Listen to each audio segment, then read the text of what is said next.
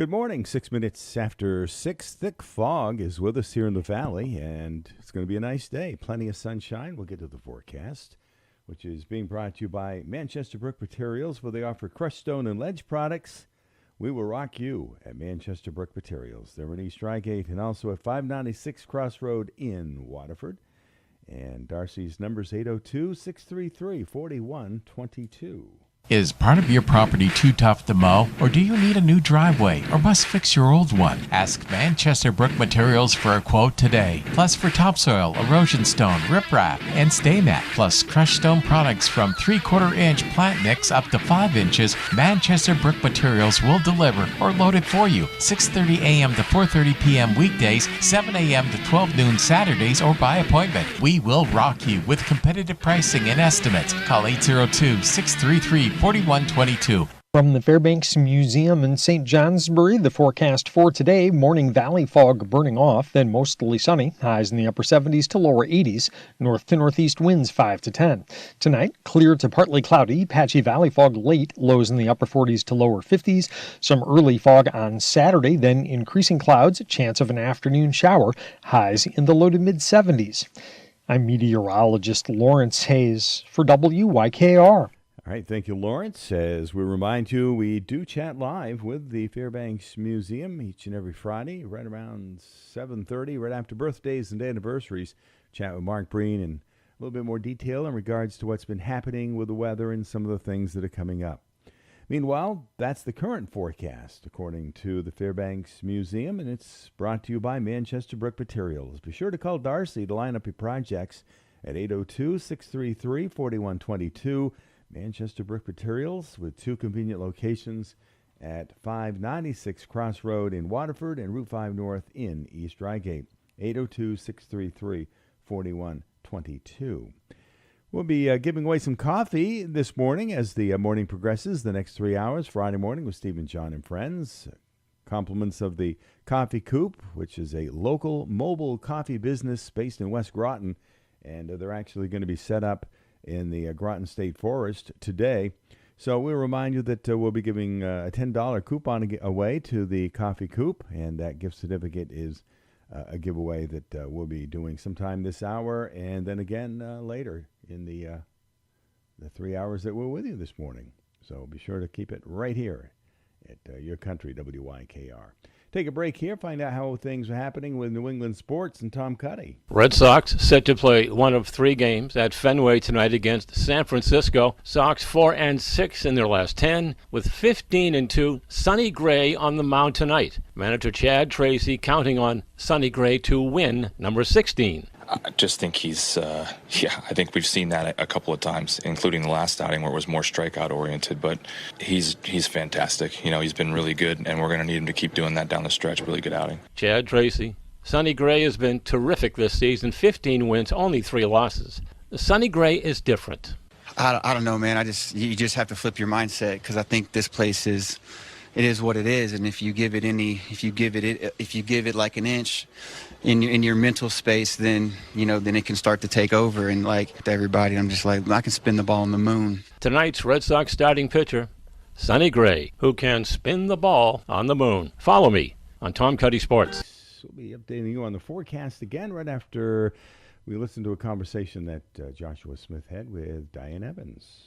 So we're excited to have on the line with us Diane Evans, who is one of the teachers over at Oxbow. And Diane, you're here to talk about the Welcome Back Night on August 24th? Yes, thank you for having us.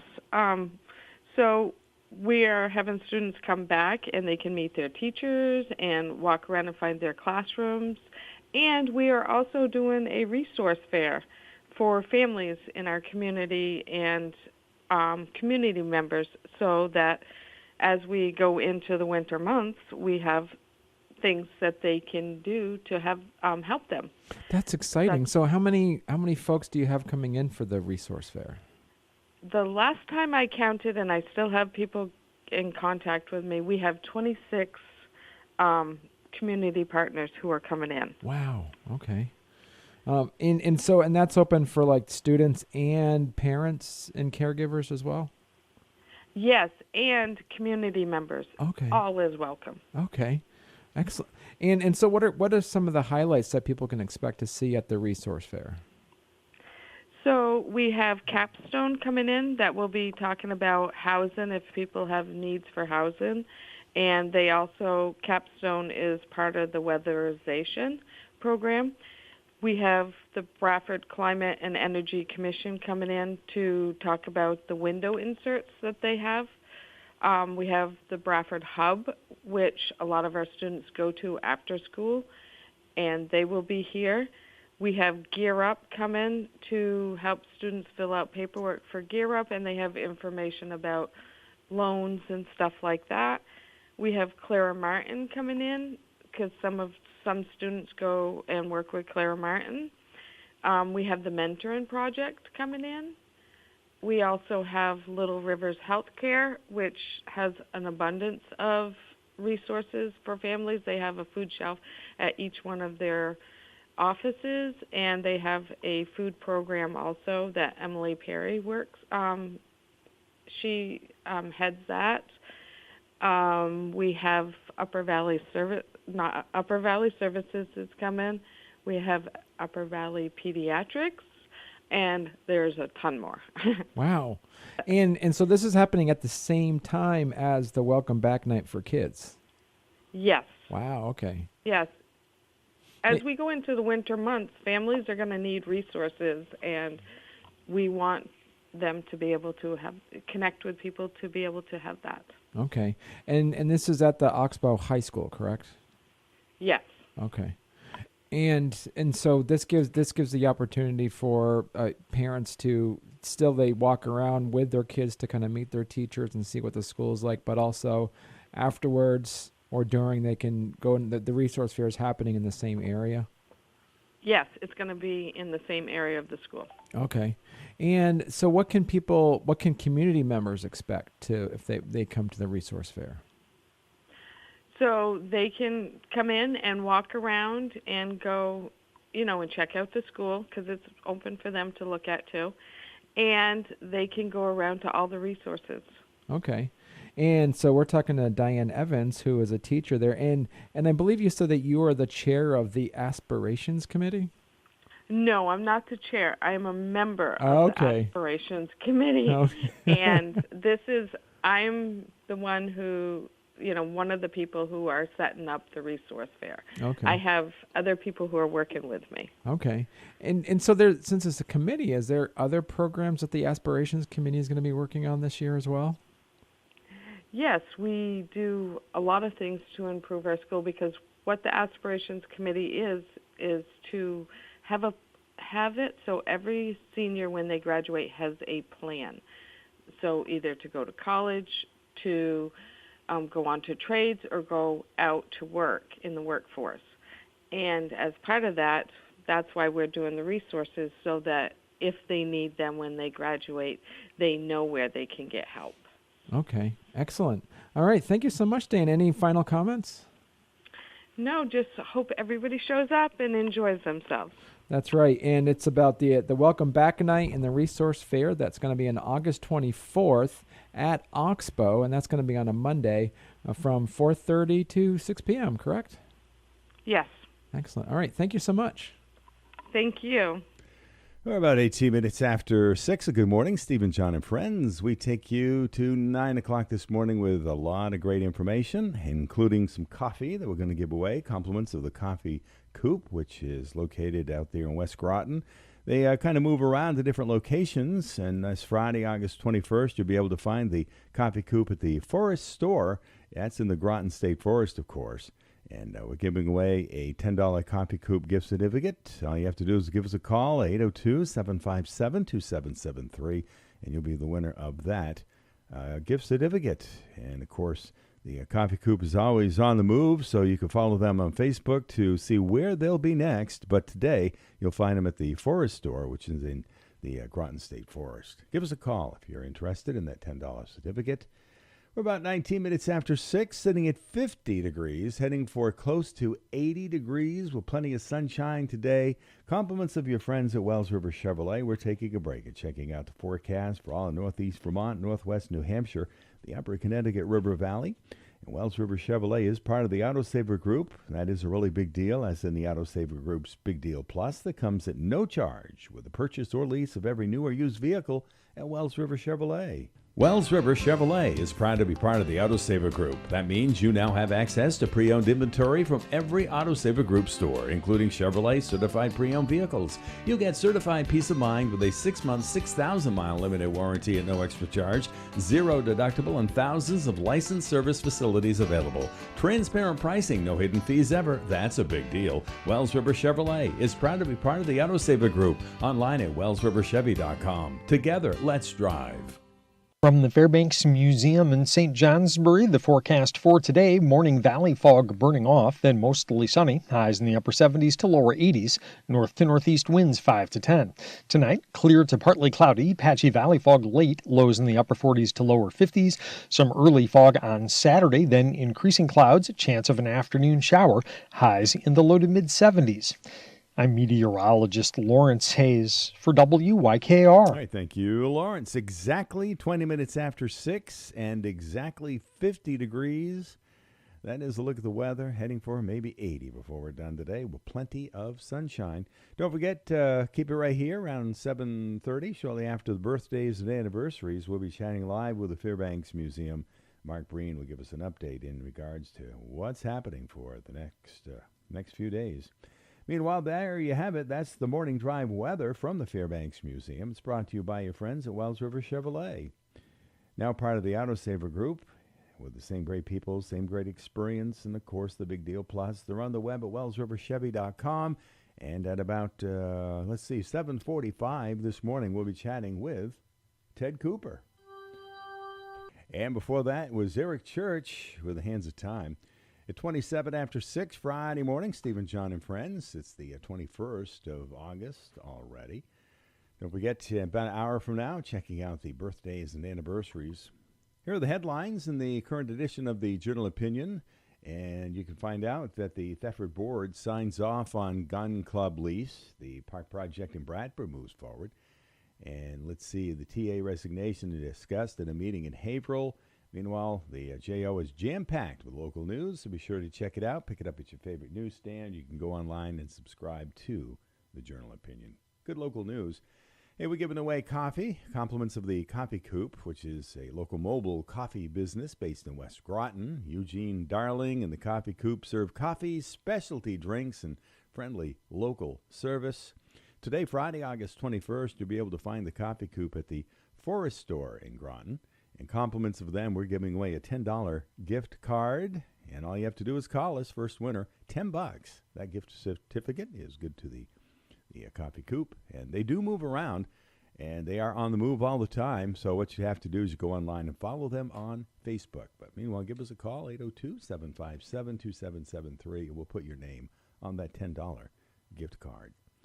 Taking a break, checking out the weather forecast right after this. It's grilling season. Shop for all your favorite cuts of meat locally in North Haverhill at Profile Meats. They strive to have 20 or more different cuts of steak to choose from, plus a variety of pork and chicken. Every Thursday, Profile Meats receives a fresh delivery of fish. The options vary weekly, so stop in often. Profile Meats has coolers full of fresh cut steaks, roast, ground beef, pork, chicken, and fish. You get quality at competitive prices guaranteed at Profile Meats in North Haverhill. For hours, specials, and announcements, visit the Profile Meats Facebook page.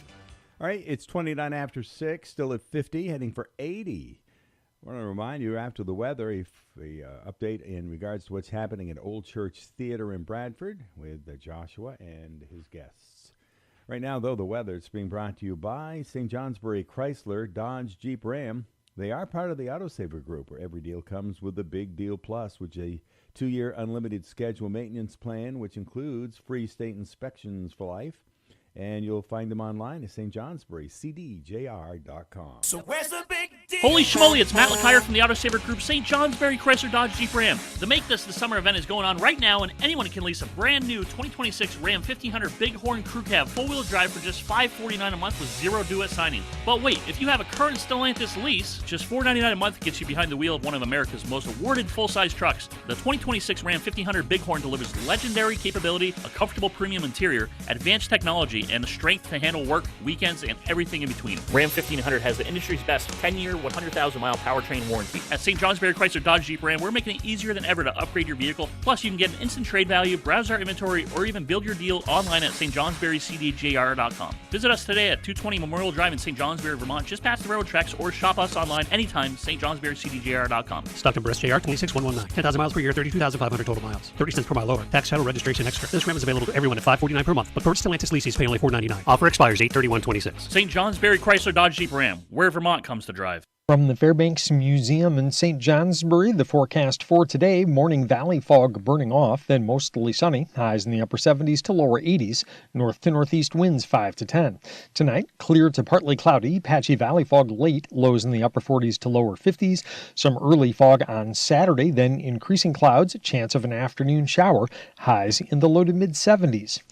I'm meteorologist Lawrence Hayes for WYKR. Thank you, Lawrence. It's 6:31. You're now up to date on the weekend weather, sitting at 50, heading for 80. Compliments of your friends at St. Johnsbury Chrysler Dodge Jeep Ram, which is part of the Autosaver Group, where every deal comes with a big deal plus a 2-year unlimited schedule maintenance plan, which includes free state inspections for life. So we're excited to have here in the studio. We are chock-a-block full in the studio with 7 actors and 1 director, Angela Cattrall, who is here talking about the Old Church Theater's newest production, which is How the West Was Done. Or Left High and Dry in Low Humidity Chasm. Right. And so this is the first of the 43rd season of Old Church Theater. This is the first play of the season. This is. Right. Okay. But this is a youth production, correct? It is. We usually have a youth production in the summer. Sometimes it's mixed age, but I've directed now 2 of these as 100% youth productions. Okay. So we have Francis, Chloe, Brian, Perseus, Logan, Zachary, and Elliot all here in the studio. How are you guys doing? Good. All right. See. So what we'll do, I guess we'll start off the question then for Francis. What is the play about? It is, from my opinion of what it's about, it is a melodrama making fun of tropes in old Western, like spaghetti Western movies. Okay, excellent. And so, Chloe, what part do you play? I play Polly Wanda Cracker. I am the heroine. Okay. And what about you, Brian? Who do you play? I play one of the desperados named Kid. Kid? Yes. Okay. Kid. That sounds fun. Do your favorite line. Oh, I know. Blow up the whole stinking town. If there's no town, the sheriff will have no reason to stick around. Favorite line. That's your favorite line. Okay. All right. And Perseus, tell me a little bit about the character that you're playing. I'm bad, and I'm a bad guy, so I do bad stuff.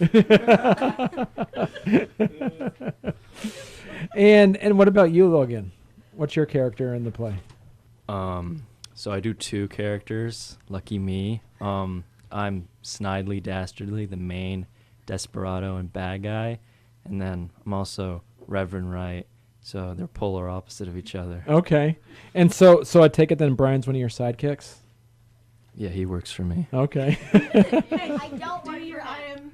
I am Snidely Dastardly, and I am your leader.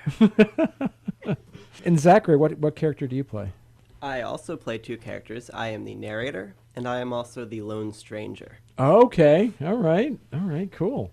And then Elliot, what character do you play? I play Cowboy Bob Scratchit, the old dirty cowboy who never shaves or takes any showers. He has lots of creative insults like, "Why you yippy-yapping jaw flapper? If you are a goat, you'll be a good one, because you're always butting in."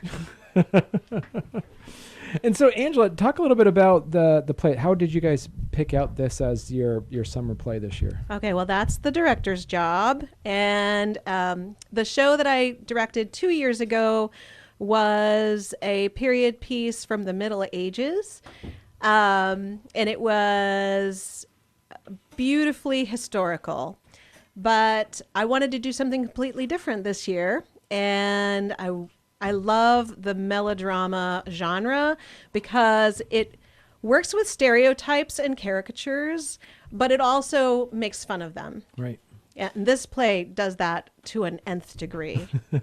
As you heard, Zachary is the lone stranger instead of the lone ranger. And how long have you guys been practicing for the play right now? Well, we had auditions at the end of May, Okay. and we started practicing the middle of June. So for a while, but the thing about summer and youth is everybody's going on vacations, people are in camps and they get exhausted. So there are lots of times when we don't have all of our cast for a rehearsal. So this last week and this week right now where we're getting ready for the show are the 2 weeks where we've pretty much had everybody finally. It's been getting a little nerve-wracking for the director. So, Perseus, talk a little bit about the costumes that you were wearing. We wear costumes that sort of like the same color of what we do. So like if we're bad, we wear black, and if we're good, we wear white. And so who's the costume designer for this, Angela? That's me. Also, I did youth theater as a child, starting in community theater when I was 12, and costuming has always been my passion. Right. So, and I need to actually give a shout out to the parish players because they let me come in and raid their costume closet for this show, and without it, we wouldn't have costumes. Right.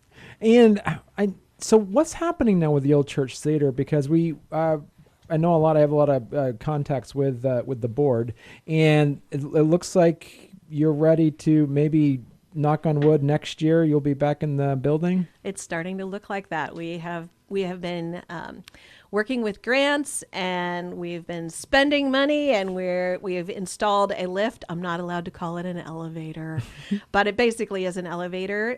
So we will have handicap accessible entrance, handicap lift, that will take all our audience members right to the upstairs where they will be seated, but it also will take our equipment from the basement to the stage, and we've installed insulation, lots of things that people won't see but that we need. A new basement floor so that everything in the basement doesn't rot on the dirt floor. They're putting in new electrical and new plumbing, and we're pretty excited. We don't have all the money yet, but we're just going to keep spending it and keep building until we run out of money, and then we'll figure out the next step. Nice. Okay. Brian, are you all set? You got all your lines memorized? Maybe. Probably not. No. But you'll be ready for opening night, right? Yeah, probably. Probably. Yeah, that's good. Absolutely will. I'm not too sure. And Zachary, how are your lines going? I believe I have them all memorized, but I still have work to do to fully understand how to act them how I would like to, I believe. Mm-hmm. Good. All right. Excellent. And Elliot. I think I have most of them down, but I don't have a lot of confidence in a couple scenes. But I will be ready by opening night. Right. Well, yeah. Any shout outs? I have a shout out. I want to shout out my sister Fiona for helping me with my lines. Excellent. All right. I would like to shout out all of the parents for driving their kids to practice every day and helping with the costumes and props and set pieces. Okay. Yes, very much. That one. My grandmother was working very hard on making all the holsters for the show. Wow. Okay. I want to shout out our lovely director. Aww. Excellent. Any final comments, folks? Come see the show. All right, and remind our listeners when the show is. Our shows are the weekends of August 21st through the 23rd and 28th through the 30th. They are on Fridays and Saturdays at 7 p.m. and Sundays at 2. Perfect. Well, thank you so much. Thank you, Josh. This has been a pleasure. This is the first time I think most of my cast members have been on a radio station, and we are really happy to be here. Excellent. Okay. Chief Crushing and Excavation has plenty of products that can be delivered to you from one of their many nearby locations. Products available include sand for septic systems, crushed gravel, topsoil, clay fills, stay mat, ledge, and specialty items such as blue ledge and gravel. Chief Crushing and Excavation is fully insured and has Vermont and New Hampshire locations near you, including Wells River Quarry, the South Rygate Pit, Nick's Aggregate and Pike, and Blaisdell Sand and Gravel in North Haverhill. Excavation and full land clearing services are also available. For quarry operation hours, pricing, and directions, call Chief Crushing and Excavation at 802-584-3868. From the Fairbanks Museum in St. Johnsbury, the forecast for today, morning valley fog burning off, then mostly sunny, highs in the upper 70s to lower 80s, north to northeast winds 5 to 10. Tonight, clear to partly cloudy, patchy valley fog late, lows in the upper 40s to lower 50s, some early fog on Saturday, then increasing clouds, chance of an afternoon shower, highs in the low to mid 70s. I'm meteorologist Lawrence Hayes for WYKR. All right, we jumped up a whole degree, a real heat wave, and now at 51 with fog in the valley. It's going to burn off. Plenty of sunshines in the forecast today. Compliments of Chief Crushing and Excavation. Be sure to give them a call here in Vermont, 802-584-3868, and start lining up your projects. Going to take a break for a minute. When we get back, it's the Bear Ridge Speedway Race Report.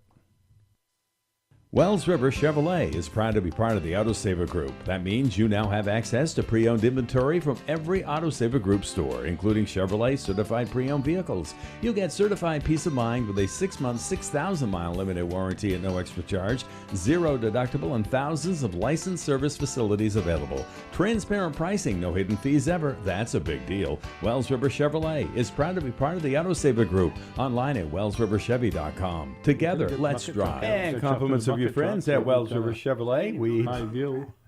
Huh? Oh, he's got a bucket truck down there. We could have got her up in the bucket truck. She could have got a high view of it. She's scared of heights. I'll get in the bucket truck as long as Corey's driving it. If anybody else drives it, I won't get in it. Why? Because I trust Corey and I don't trust anybody else. Well, I knew that.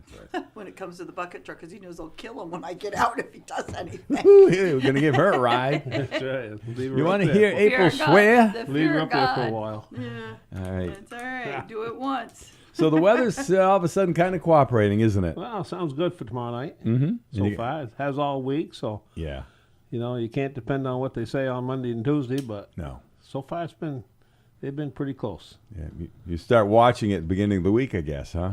Yeah. She doesn't. Start with Monday and Tuesday. Don't worry about what's going to happen Saturday because that'll change by that time. But. Yeah. Well, if you can't make it to the races tomorrow night, you can listen to it on the radio. Paul and I will be in your skyscraper. Man, it was hot last month. It is. Oh, boy, it was warm up there. But, of course, she had air conditioning comfort. It's Terry has the air conditioning I know, comfort. I'm picking on you. I know. Yeah, Norman John usually do. Some don't they? Yeah. Oh, yeah. They all do. Yeah, they got to keep their mics cool. Yeah. You can see a lot from up there. Up in the air. Way up there. And Dad was a Finnish carpenter, so it's pretty much airtight. It's pretty nice. It holds the heat well. Yeah, it's really nice. Did a great job anyway. Do you have results from last week? I do have results from last week. Do you want to share them with our listeners? Should. Before the time goes by. I know, buzzes by in a hurry, doesn't it? It does. All right, let's find out what happened. Last week was Sable and Sons night. Yeah. And they had a tractor trailer sitting up in the air on their two big wreckers and the American flags on them. Looked pretty nice. Yeah, it did. A lot of people up there watching them do that and did a great job on that. Shows what they can do when they do that type of stunt. Yeah, they wanted to put it up higher, but it was too windy. Oh. So it was off the ground, but not to the level they wanted it to be. But it still was effective. All right, Butch. In the Sable and Sons Dirt Car Sportsman Modifieds, Jason Gray finally got that monkey off his back. Picked up the win over Max Dolliver, Thomas Placey, Richie Simmons, Mike Ryan, top 5. Mike Danforth, Kane Pike, Jason Horniak, Todd Buchwald, Matt Lashua rounded up the top 10 in that. In the Wells River Chevrolet Dirt Car Sportsman Coops, first-time winner A.J. Pushy picked up the win. He lost it the week before with 2 laps to go. And he said, I kind of relaxed a little bit at the end, but he says, guess I shouldn't have done that. No, I said, you race to the checkered flag, and then you can relax after the checkered flag. So anyway, he was pretty tickled about that, parents and all. Earl Maxim second, Mike Danforth third. The Ageless one, Bob Shepard, led for quite a ways. Fourth, Travis King, Cooper Hodge, Logan Martin, Jason Gray, Lucas Wheeler, and Adam Osgood, rounding out the top 10 there. In the Dad's 4x Tool and Supply Sportsman Limiteds, Keegan Tabor over Brian King, Sean King, Lucas Balsh, Jordan Robinson, Jerry Isham, and Kelly Miller. And LaValley LaValley's Building Supplies, Dirt Stalkers, Tyler Fellows picked up that win over Timmy Tucker, Mike Mann, John Fields, Mike McClay, Keith Manser, Chris Cole, Dave Thibodeau, Mike LaRock, and James Thompson. And the Woodsville Power Equipment Ridge Runners, Riley Chafee, last lap pass on Ryan Sayers over Kevin LaForest, Zach Audette, Jacob Paul Larson, Eric Baker, Parker Perry, Ty Haywood, Matt Lucas, and Brady Lamont. And sprint cars in New England, Tunk Berry picked up his first win in 21 years. Oh, wow. Yeah, it's been a long time. Well, he should have won the first time they were there. So. Yeah. Things happen. We can't say As what they said about him. he did kind of make some small comment about a brain fade or whatever. But anyway, that's all right. Floyd Billington, Caden Hebert, local boy from Piermont, Chris Donnelly, fourth, Troy Como, Will Hall, Matt Hoyt, Caden Berry, Mac McDuffie, Scotty Holcomb. They were your top 10.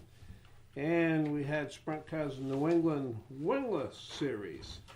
And there was 2, 4, I think it's 7 of them started. There was 8 of them there, one of them didn't fire. Floyd Billington picked up that win over Donald Latati, Nolan Keyser, Toby Stark, J.P. Valancourt, Trevor Green, and Trevor Rock. One of the highlights probably of last Friday night was the first 4 features ran green to checker. No cautions. That was the mods, the Coops. Coop started off 30 lapper, green to checker. Dirt Stocks went out, green to checker. Modifieds did it. Modifieds, green to checkers.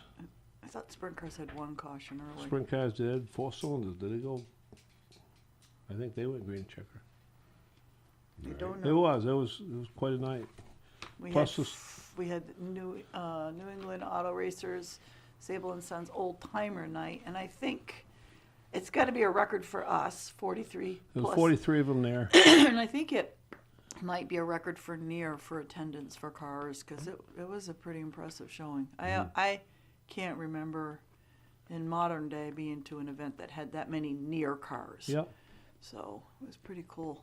It was It was probably, I think, 2 or 3 left because the old timers, their eyesight's get a little bit bad, so they wanted to get out of there before it was dark. And I think there was 3 cars left in the parking lot that did not go on the racetrack. So there was probably 37, 38 cars on the racetrack, all the ones kind of riding around there. Yeah, because it's a still show, so we just parade the cars, and some of them don't drive them at all. Okay. They just leave them, unload them, and leave them. So did you go to the car show at Waterford last Saturday? No, No. we had You our didn't get Old there. Timers Day. That's right, okay. It started at noon. Right. We had lunch for the old timers, the near members at noon. I guess they had about 150 cars there. Over 150. Yeah. Probably a lot of those were regular drivable cars. Right, yeah. It was a show car, cars. Car show, yeah. Yeah.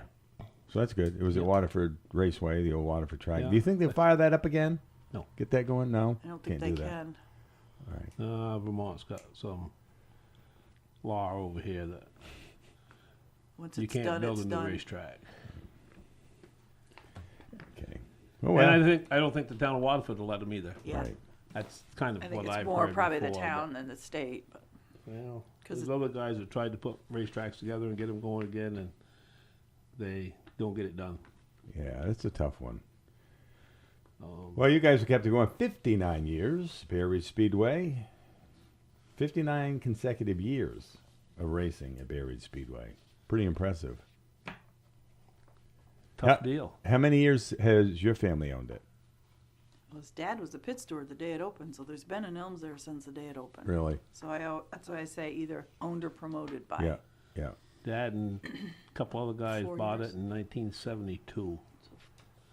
All right, so like you said, from the beginning, pretty much, yeah. He used to come into the radio station because we were celebrating 50 years, so he used to come in and obviously talk about when he was more in your position you're in now, right? Yeah. Interesting stuff, that's for Interesting. sure. So tomorrow night, you've got the 4- and 6-cylinder Enduro. What's an Enduro, just in case our listeners don't know? It's kind of a 4-cylinder, 6-cylinder car. Very little extra roll bars in it, or whatever.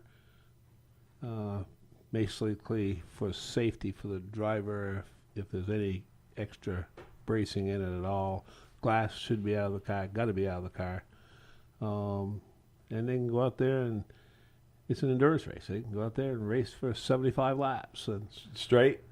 Well, the only time we stop it is if the track's completely blocked or if somebody's left side of the car is really facing traffic, so it could be disastrous for it. Or we have like a rollover. Sure. Rollover or something like that. You got to keep Fire. it safe. Got to keep it safe. Yeah. All The right. last Enduro we had went 75 laps, green checkers, no cautions, no reds. Hmm. So that was a great race. All right. The winner was full lap or full lap and a half, almost a lap and a half. Yeah, almost 2 laps. Up on the whole pack. So Hmm. he was tending to his net and paying attention where Guess he's so. going. And that's Murray's Market Nursery and Landscaping Night. Design, landscape design. And John Murray and family down there. Okay. Doing a great job. But we're there, and there always seems to be something a little bit different kicking around there, so you need to stop in and see what they got going on. So including tomorrow night, you have 6 races left. That includes your Sunday Fun Day. Did that include the 26th? I think we just counted last night, so yeah, the 26th, because we added the 26th to the schedule. 19th is still going to be General Auto Salvage Championship night, but we do have to come back the 26th for a regular points race, so we are not going to be able to crown the actual champion. The General Auto will still be the 100-lap modified 50-lap or 60-lap coupes. And we do time trials for everybody, so it'll be the same format, but the next week we'll actually determine the points winner just because of rainouts this year. Oh, yeah. So we had to add the night for the sponsor. So, and sprint cars will be back that night as well. So That'll be wild. All of a sudden, it'll be the end of September. It's Roll, and then you'll be into your Sunday Fun Day. Man. Corn's going to be cut full long. Hey. You're going to lose your little Cocoon. privacy cocoon down there. You know it's going to happen. I know. I know. Oh, well. I know. Maybe someday we'll be snowbirds, and when the corn goes, we go. Come back in the spring. All right. Any final comments? Still have to put up with it because there won't be any corn when you come back. Right. That's all right. It won't be as long. Snowbirds. You know, Yeah, stop in and see people down at Murray's Market for the races this Saturday night. That'd be a great show. excellent. And speaking of Wells River Chevrolet, this is week. Ted Cooper checks in at about 7:45. There you go. All the white vehicles that were parked out in front of Wells River Chevrolet when we drove by this morning. We didn't drive that way. Oh, she did. Oh, we did. I don't know. What way did you come? You I'm sleeping. Come up the Connecticut River or something? Yeah. I'm sleeping. All right, thank you. And her vehicle's over there being I was looking at my vehicle because it's out in the parking lot being worked on. Well, they put it out. They still need to do one more part. All right. We'll see you next week. Same Bright time, and early. same place. Same time, same place. And don't Thank forget, you. we're broadcasting live tomorrow night. We'll sign on around 6 Ugh. o'clock. You and Paul? Paul? You and Paul? Paul. Paul? Paul and Stephen. Paul and Stephen? Aye. Means I got to run up and down the stairs to harass them all. Yeah, she will too. All right, compliments of Wells River Chevrolet, the Bay Ridge Speedway Race Report. Thanks, Butch and April. In Bradford, Farmway invites you to shop their in-stock Lazy Boy furniture. Farmway has plenty of styles and colors to choose from, something to fit everybody, including pet-friendly fabrics. Check the prices, you won't be disappointed. Shop in a friendly, no-pressure atmosphere, and if you don't see it, Farmway can order it.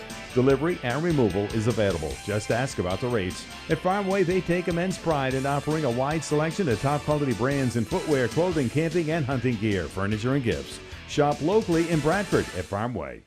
From the Fairbanks Museum in St. Johnsbury, the forecast for today, morning valley fog burning off, then mostly sunny, highs in the upper 70s to lower 80s, north to northeast winds 5 to 10. Tonight, clear to partly cloudy, patchy valley fog late, lows in the upper 40s to lower 50s, some early fog on Saturday, then increasing clouds, chance of an afternoon shower, highs in the low to mid 70s. I'm meteorologist Lawrence Hayes for WYKR. And brought to you by your friends at Farmway right there in Bradford. Be sure to check it out because you never know when you might want to end up on the river or on a pond or on the water somewhere on a lake because Paddle the Border is coming. We'll be talking more about that. Paddle the Border Fall. As you know, they do it in the spring. They also do it in the fall. They have all the flotation devices, the kayaks, the canoes, to keep you safe, and of course the paddling devices at Farmway. And also with the hunting season coming up just around the corner this fall, if you're one of those, you can stop in and they'll help you out there as well. Farmway. They're also online at VermontGear.com. Has brought you the weather forecast. We're at 51 degrees. We're hitting 6:58, a couple of minutes away from top of the hour network news at your country, and then a conversation with Charlie Gray at Four Corners Farm in South Newbury. At 2 minutes after 7. Charlie, good morning. Good morning. That was such light news. It is. Hey, let's find out what's happening in regards to news and the growing season at Four Corners Farm. We're down to the final week or so of August already, Charlie. I know. I was thinking that this morning when I was writing up the notes. I'm like, where is this summer going? And especially, this next month we lose so much day length between the first and the last. So. You're just gonna enjoy it. Every day has been pretty good this summer. We've had a light drought to heavy rains in the spring, but overall everything's looking pretty good and exciting. It's just, I got to keep positive energy because it's as we said, now we're only five weeks still. Yeah. 5 weeks. 5 weeks till October 1st, and then October is the last big push, and then it's November, and then we'll have snow on the ground and. They'll be frozen again. Yeah, so true. Hey, Charlie, we picked up a little rain earlier this week. What did that do for your melons and for your corn? Yes, corn was the biggest thing just because it's with diesel at such a high price, when you have to start irrigating sweet corn, it starts digging into what it costs to grow it really quick until a point where if you water it too much, you put so much money into watering it that you're not going to get much out of it. But and that's kind of the gamble of choosing lighter and heavier soils, depending on what's available when you're able to plant. Way back in, these plantings were first, middle of June was when I put these in the ground. So it's always tricky. But that rain on Monday night, it's especially because our little area has been missing all the big showers. Everybody else around, even down to Fairleigh, a couple weeks ago, got some huge storms, but we've been missing those. So it really sets a better tempo for the fall. I can work through a drought after last year, but definitely, if it's one thing taken off my plate, so we can do more things across the farm besides having to water to keep things alive is a huge benefit, and it helps everybody out. Certainly. All right, we kind of got through the real big deal of strawberry season, even though you've still got those. Got through the blueberry season. What's happening with raspberries and strawberries right now? Then. Yes, so strawberries are doing good. We had some pest issues in the last month. There's a tiny little mite insect that chews on the crown of the plant. So, and you don't really know it until the plant's really, really stressed. So we were able to figure that out, and we got the plants headed back in the right direction. Blueberries are still going on. We're still picking our last varieties of blueberries, so we still have some blueberries in the farm stand. But, yeah, those are probably a couple weeks away from not having them anymore. So if you still want to enjoy blueberries and strawberries, we have those. And with our raspberries, we've had on a break the last couple of weeks because our summer crop, we have it's the same plant, but it gives out two different crops of raspberries. So if it makes it through the winter, which most of our raspberries, made it through the winter all right, they gave us a summer crop. We went through the house. We cleaned out all the old dead canes and any weeds and all the ones that had just fruited to make room for the ones that are just starting to fruit now. And we have a pretty good fall raspberry crop coming in, so that's exciting. And I would assume now that the farm stand is jam-packed that now is the time that people can really put together a big salad. Yes, big salads for the family. Salads and sweet corn. That's what we had for dinner last night. Good. So it was really, really good. So we got all the lettuces, all the types of lettuces. So if you're a romaine or if you're a red leaf or a green leaf, or a mix, or even just want to hold a spinach salad, we have all the different, greens available for people to try. Yeah, and stocking up and also, freezing and canning and all that stuff. How can you help out?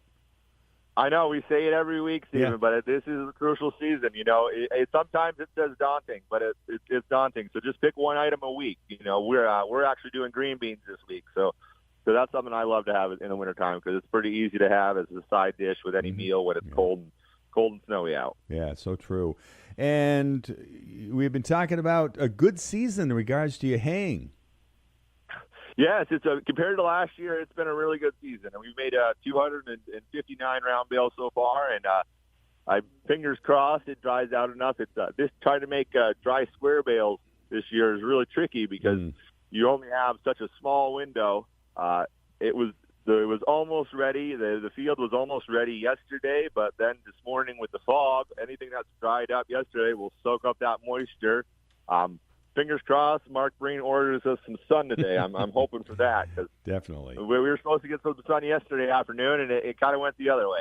So what do you anticipate? 2 more cuts? No, what do we? Because it's every month, so it's we have a little bit that's still we're waiting on second crop to come back, but most everything after this is we're into our third, and some we're even into our 4th crop. Okay. So it'll be a good year. So we've already passed what we need to feed the dairy cows all winter long, which is always a huge sigh of relief. Yeah. Then now we're working on the beef cows. We're about halfway there. Yeah. I do have some hay reserved with other farmers, so I'll make it through. But it'll be a little more relaxing winter. Nothing's worse than looking at a pile of hay and being like, "Ooh, I think that's about 50 bales short." But we'll be covered this year. So good. All right, Charlie. Farm stand at Four Corners Farm. What are your hours right now? Every day from 9 to 6. Good. All right. Well, good luck with the square bales today. All right. Yes, we will have to have a guess on how many we make. I think it's a couple hundred today, hopefully. All right. Enjoy the weekend, Charlie. You too. Talk to you next week. Thank you much. This is Charlie Gray for the Gray family, Four Corners Farm in South Newbury. Farm stand open daily, 9 to 6. 8 after 7, Friday morning, Steve and John. We're hitting 51, hitting for 80 degrees today.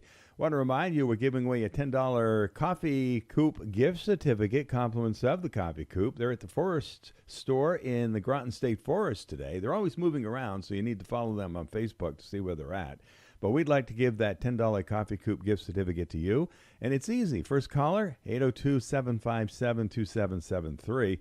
It's that easy, 802-757-2773. And again, the Coffee Coop is out of West Groton. Eugene Darling and the Coffee Coop, they serve coffee, specialty drinks, and also that friendly local service. And if you want to stop by and have a conversation with them today, they're at the Forest Store, which is in the Groton State Forest. But if you'd like the $10 Coffee Coop gift certificate, first caller at 802-757-2773. We'll put your name on that. The weather. Updated weather with Mark Breen is being brought to you by Crosstown Chrysler, Dodge, Jeep, Ram, Fiat, and Littleton, home of the big deal.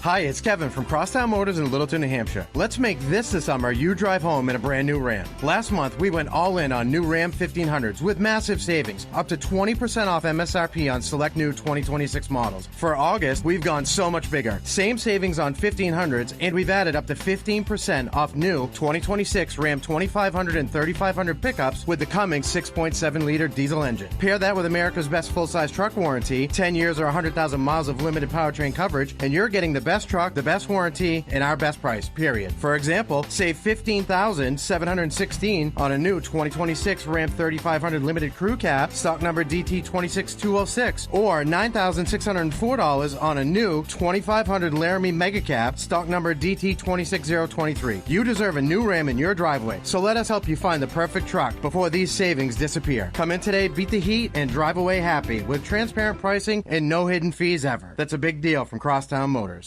From the Fairbanks Museum in St. Johnsbury, the forecast, areas of dense valley fog burning off to sunshine, highs in the 70s, the winds will be light. Mostly clear tonight. Some high clouds late, patchy valley fog. Lows 50 to 55. There'll be some 40s in the cool spots. Saturday, the valley fog burns off to some sun, but clouds will be thickening up. There could be an isolated afternoon shower, highs in the 70s. I'm meteorologist Mark Breen for WYKR. Thank you. It's 7:11, 51 degrees, heading for maybe 80. Plenty of sunshines in the forecast. Thanks, Mark. Mark Breen, meteorologist at the Fairbanks Museum, chats with us in just a few minutes shortly after 7:30. Updated weather this time around brought to you by Crosstown Chrysler, Dodge, Jeep, Ram, Fiat in Littleton, home of the big deal. I want to remind you, coming up momentarily, a conversation that Joshua Smith had with Dr. Seth Osgood, Grassroots Functional Medicine, right after this. At Legendary Towing, they take control so you don't have to. Breakdown, slide off, accident, no worries. Legendary Towing is on call 24/7 across the Upper Valley and beyond. Their professional drivers know how to take control of any situation safely, calmly, and with confidence. They assist local and state police. If you find yourself in a bad spot, request Legendary Towing. Call 802-222-3828 anytime. They can get you straight to Bradford Auto Works for auto repair or to Legendary Auto Works for collision repair. We are delighted to have back in the studio with us Dr. Seth Osgood from Grassroots Functional Medicine. Dr. Seth, how you doing? I'm doing well. I'm glad to be here. We're in the middle of the summer right now. It's been beautiful. It's beautiful, and I know, so we're talking about all things mid. Yep. So we're talking about, you gave me some notes. We want to talk about midlife optimization? Yeah, it's a cool topic, something everybody needs to be thinking about. All right. So for those that are hearing midlife optimization, I pride myself in doing well in crossword puzzles, but this is a word that I'm like, I think I know what it means. So what is midlife optimization, Dr. Seth? So I think what a good way to think about this is we all get to that point in our life where we start thinking about our health a little bit differently. You know, we are no longer in our 20s and early 30s where nothing can take us down. You know, we're starting to think about the future a little bit. Right. You know, we want to be around to watch our kids grow up, to, you know, be there and play with our grandkids. And the one thing that interferes with that in many cases is poor health. So midlife optimization is taking a new approach for many people on their health and wellness and just being a little bit more proactive, finding little hacks that we can do to enhance our state of wellness into the future. Right. Longevity. And I know it's that, you know, I'm 50. I'm turning 50 this year. Which is amazing because it's the same age as the radio station. So I celebrate a birthday with the radio station. That's awesome. And congratulations. And I know and so I have, growing up, I never heard the term perimenopausal. Is it because I'm turning 50? Either my algorithms are I think perimenopausal. So is this something that was just recently discovered, or is this something that has always existed, but I'm just getting to the age where I'm hearing it more? Well, a couple of things. It's always existed, I think, but it is definitely getting a lot more attention on social media. And I think it's because a lot of people don't feel well. That's a big part of it. And when a lot of people who don't feel well are in that late 30s, 40s, 50s time frame. And especially for women, you know, that's that whole cascade of perimenopause. Perimenopause, that's a whole nother topic, but it's just, it's kind of a broad word. And again, it's any time outside of menopause. Right. And, you know, there's definitely a lot of hormonal influence on how people feel, which we'll talk about. But yeah, it's a buzzword out there. There's no doubt. It's all over social. I mean, and so with that come with hormones. So are hormones just about hot flashes and libido, or is that way too small of a view? Oh, that's way too small of a view. Now, they are important for hot flashes and for libido, but hormones are a beautiful thing. They do a lot of things for both men and for women. They're helpful for sleep, for cognitive health, for sexual function. They're involved with cardiovascular wellness. I mean, the list goes on and on and on. They kind of have been dubbed as just around sexual health. But man, you know, when you optimize hormones on someone, they see a whole host of benefits from that. Unfortunately, with hormones, they've had a bad rap over the last couple of decades. So just a little background on that. In 2000, the Women's Health Initiative came out, and it had some pretty scary findings. They found that you know, there was a slight increased risk for certain cancers and for clotting. So we went from a large population being on hormones because they were thinking they were going to be good for health to everybody stopping the hormones. And then over the last, 2 decades, nobody's been on hormones. And now recently, new evidence has come out showing, hey, we might have been a little bit wrong on this. Hormones aren't so bad after all, in the right person at the right time, in the right form. So we went from this time of scarcity, everybody's fearful of hormones, a lot of rumors spreading because of that big study that came out, to, really undertreating people over the last 2 decades, and now we're starting to play catch up. But it's it's not an all or nothing thing. It still has to be individualized. There's a lot of nuance to it, but man, when in the right person, again, they can be life changing. Well, when this is what I love about medical science. This is what I love about it. They will easily admit when they're wrong. Yes. I remember growing up, it's like, eggs are good for you. No, eggs are bad for you. Egg yolks are bad for you, but egg whites are good for you. You're Now right. it's just like, no, eggs are good for you. Right. But what's funny is when you think you're right about something, you can't argue it. You know what I mean? Like, no, this is the way, until it's not, and then it's completely backwards. That's, that's the beauty of being human. Right, yeah. Now, so talking about that hormone thing again, how do hormones impact both men and women as they age? Yeah, there's a lot of different hormones out there. And again, very popular online in social media right now because of all of the new information coming out. But the main hormone for men that is underappreciated is testosterone. Mm-hmm. The problem with the labs, when we look at lab values, and a lot of times people struggle just getting the proper labs, but I'm a huge fan of labs because they give us information.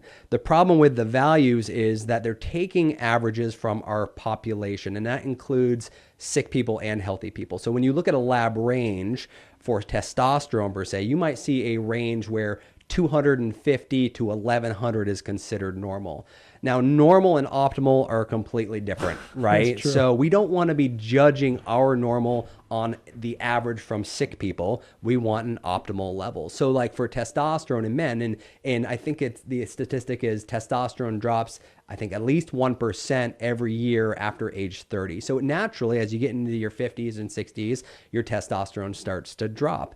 But with that drop comes risks that we don't want to deal with. We know that, again, testosterone for men is important for energy, for libido, for cognitive health, for cardiovascular health. It does lots of good things. Muscle mass, which is that longevity biomarker. So when we're losing this testosterone, we are going to see other risk factors dramatically increase. And if we can mitigate some of that risk by optimizing those values, then that might be a good option in certain people. And now, I know, so we're talking to Dr. Seth Osgood from Grassroots Functional Medicine, and a lot of the stuff that you really promote and talk about is just it's grassroots functional medicine.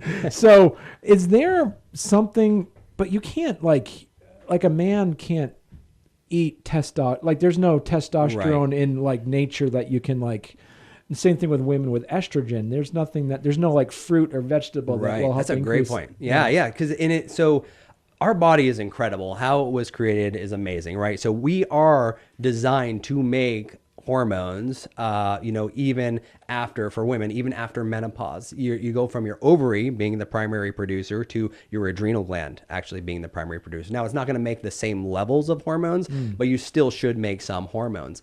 One of the problems in the case of women is everybody's stressed out. The adrenal gland is the stress gland, right? So everybody's going through life on high alert in that sympathetic nervous system response where you're in that fight or flight mode. The adrenal gland gets burnt out, doesn't work as well. So our reserve for those hormones, which is supposed to come from the adrenals, just crashes when you go through menopause. So those are the women who really struggle, are the ones that go from having all of these hormones to having none because their adrenals don't work as well. So how do we fix that? We got to work on replenishing that adrenal bank account. And that's where those foundations come into play. The sleep, the stress, the movement, the clean nutrition, reducing inflammation, optimizing all aspects of physiology helps reserve, and build up that adrenal reserve. Now with men, you're right. You can't just take testosterone from turnips or anything. Pill from a plant necessarily, but you can get bioidentical testosterone. Same with some of these hormones for women.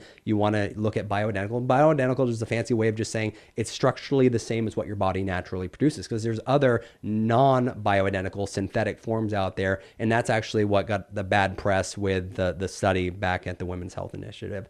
But there are natural ways to enhance testosterone in a man. It's reducing stress, optimizing sleep. Sleep apnea is a big one. A lot of men have sleep apnea, and that will tank your testosterone. But building muscle mass across the board for men and women is huge, and that's something we don't spend a lot of time on. Muscle, again, I always say that is your longevity biomarker, and if we can build that up, a lot of times we will see men go, their testosterone will double. I just had somebody in the other day, a young guy in his 30s, and his testosterone was under 200, but I'm confident by cleaning up his diet, getting him to lose some weight, reducing his inflammation, and jumping on a good exercise regimen, we can get that up without any external replacement. Wow. It's awesome. Yeah.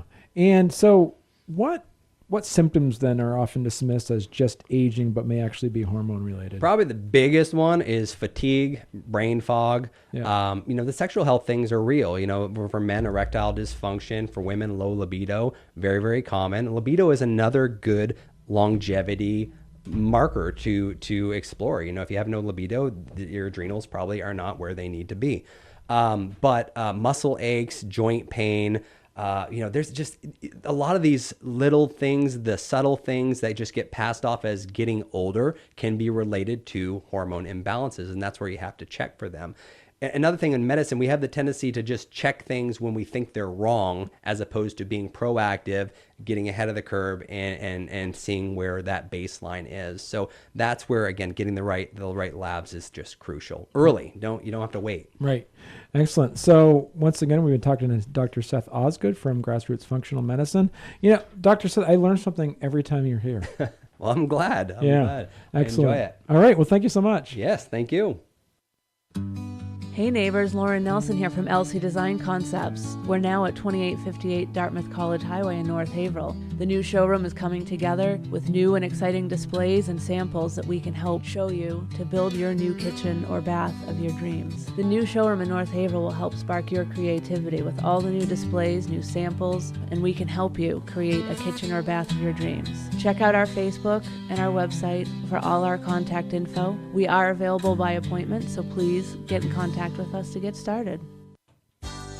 Toro, the power of easy. Products designed to make yard cleanup easy with innovative features that are intuitive, hassle-free, and time-saving. Toro will make your yard the envy of your neighborhood. Toro riding lawnmowers, zero-turn mowers, and attachments are built to last longer and perform better than any others you can find. Toro, yard tools and garden equipment, available locally at Woodsville Power Equipment Tool and Rental. From the Fairbanks Museum in St. Johnsbury, the forecast, areas of dense valley fog burning off to sunshine, highs in the 70s, the winds will be light. Mostly clear tonight, some high clouds late, patchy valley fog, lows 50 to 55, there'll be some 40s in the cool spots. Saturday, the valley fog burns off to some sun, but clouds will be thickening up. There could be an isolated afternoon shower, highs in the 70s.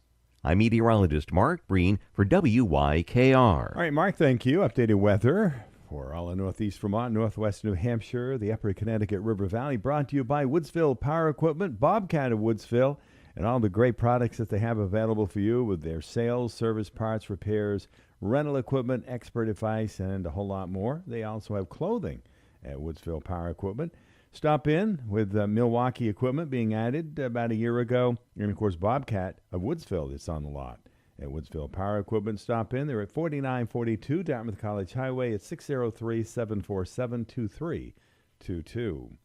Coming up 25 after 7, we're warming up slowly but nicely in the low 50s, heading for maybe 80 degrees today with plenty of sunshine as the fog lifts out of the valley. Hey, you like coffee, right? $10 Coffee Coop gift certificate is yours by giving us a call at 802-757-2773. Compliments of the Coffee Coop. They're located in West Groton with Eugene Darling, and they serve coffee, specialty drinks, and, of course, their friendly local service. They kind of bop around different places. Today, Friday, August 21st, you'll be able to find the Coffee Coop at the Forest Store, which is at the Groton State Forest. And be sure to follow them on Facebook and find out where the next stop is going to be. But meanwhile, if you like coffee and you'd like a $10 Coffee Coop gift certificate, first caller at 802-757-2773. We'll put your name on that, and you'll be enjoying your next cup of coffee. Rascal Flatts, the Jonas Brothers, with their latest at 29 after 7. A good morning. It's Friday with Stephen, John, and friends. Hey, the Uncommon Jam's coming up this Sunday, August 23rd, 1 to 6. Tickets at $10 at the gate. Kids under 12 are free, and that's going to be happening at the Newbury Commons. So be sure to get out there and have some fun with the Uncommon Jam this weekend. Fresh taste at a great price is available locally at Forest Street Pub, located on the corner of Forest Street and Dartmouth College Highway in Woodsville. The food is from scratch. Everyone is talking about the daily specials and homemade desserts. Forest Street Pub is a warm atmosphere with a friendly and attentive staff. Sit at the bar for a creative cocktail and stay for dinner. Seating is first come, first serve. Stop in and check it out if you haven't already. Forest Street Pub in Woodsville is open Wednesday through Sunday, 4:30 to 8. Check them out on Facebook. Right on the button, it is 7:30. You know what that means? Time for birthdays and anniversaries. Regular feature. It's always brought to you by the Swenson Insurance Agency in Bradford. They invite you to reach out to them for your next insurance quote, or if you have any questions. Swenson Insurance Agency brings you the birthdays and anniversaries, so be sure and thank them. It's Friday, August 21st, 2026. James M. Graham celebrates the day today. So does Sean Roy, Ruth Demick, and Corey McIntyre. Happy anniversary today to Phil and Annette Davidson. Friday, August 21st. Let's take a look at them again. And right before we do that, remind you, if you have a birthday or anniversary that you'd like on the radio, be sure to call us or email us, get your information into us. We'd prefer it a couple of days in advance. That way it gives us time to prepare for the day of your wish. Corey McIntyre, Ruth Demick, Sean Roy, and James M. Graham all have birthdays today on a Friday, August 21st. And our anniversary is to Phil and Annette Davidson. It's 7:31. Those are the birthdays and anniversaries for Friday, August 21st. Distracted driving can take many forms, such as changing music, eating, or talking on the phone. But the most dangerous by far is texting while driving. Although it may seem harmless in the moment, it takes your hands off the wheel, your eyes off the road, and your mind off driving. A dangerous and sometimes deadly combination. Be a responsible driver. Turn on an auto reply feature or app that notifies your friends and family that you're driving and cannot reply. Or better yet, turn off your phone entirely. Please, pledge to never drive distracted. It's not worth your life or anyone else's. Take it from me and MMG, protecting your piece of the world. The Swenson Insurance Agency of Bradford is an independent agency that represents regional and national insurance companies to meet your insurance needs. The professional staff can provide you with the expertise you deserve to make the best insurance buying decisions. Service is their best policy at the Swenson Insurance Agency, Bradford. All right, 7:32. It's a regular feature every Friday about the same time. Always brought to you by Hatchlands Farms in North Haverhill. And Mark, good morning, sir. Good morning, Stephen. All right. We're going to talk about darkness a little bit. Do we experience more darkness at 5 or 5:30 in the morning this time of the year versus other times of the year? I mean, yeah, well, you know what I mean. Oh yeah, I mean, basically, yes, indeed, the days are getting shorter. There's just kind of no way around that. And in fact, I was just looking at the specific list, and now, just to actually, as of yesterday into today, the sunrise has reached 6 a.m., and it's going to be later than 6 o'clock from now right on through, well, let's see. I actually didn't calculate it all the way into the springtime, but based on the fact that, we are essentially 1 month away from the fall equinox, the first day of fall, then it looks like this would continue more or less until we get into, say, about the end of February. So, yeah, that's kind of a long stretch. Does it even out? Is there more darkness at 5 o'clock in the morning than there is light, or in the course of a year, does it just even out, Mark? No, actually, I would say that if you think about the fact that, here we are, we're 2 months after the solstice. Yeah. So if you go 2 months before the solstice, 2 months after, so that's 4 months. Mm-hmm. So 4 months earlier than 6 o'clock, 8 months later than 6 o'clock. All right. So let's talk about the darker mornings and the longer nights. What does that mean for us in regards to the cooler temperatures and stuff? Yeah, exactly. So we do end up with those, longer nights. Obviously, it gives more time for the atmosphere to cool off. And in addition, the sun is getting lower in the sky. It's not as high up. The higher the sun is above the sky, the more intense the sun rays are, and therefore it's warmer. That's why the tropics are so warm, because the sun is directly overhead there. So here, the sun's angle is getting lower, so it's reducing the energy that we're getting. So that's part of the kind of cooling process. Then you add the fact that there's just simply less daylight. And so one of the things, of course, that happens, things cool off, but, it's kind of surprising that in terms of them cooling off, it takes a while. So in other words, here we are, we're, almost 2 months past, I guess almost exactly 2 months past the first day of summer. And yet we're still talking about some warm weather on the average. If you go 2 months before the summer solstice, so now you're talking about April, we're still probably mentioning snow occasionally. So it takes a while to warm up. It takes a while to cool off. Yeah, it certainly does. I know in the news recently there's a lot about daylight savings time. What's your take on that, being a meteorologist? Okay. So first of all, there have been over the past, I think, 30 years, various proposals in either side of Congress, trying to get a change so that we don't switch our clocks. We keep them on one particular time, whether it is daylight saving time or standard time. So one of my takes on that is that that might be an easier thing across the southern United States, but here in the north, it becomes an issue as we get into November and December, because it would mean, if we leave it on daylight saving time, it would mean the sunrise, the actual sunrise, would not take place until almost 8:30. That means kids waiting for buses and so forth at 6:30, 7 o'clock, even 7:30. It is pitch dark. It's not just kind of dark; it's really dark. So that's a safety concern. So I would say that's probably, for me anyway, I think that's one of the more important considerations.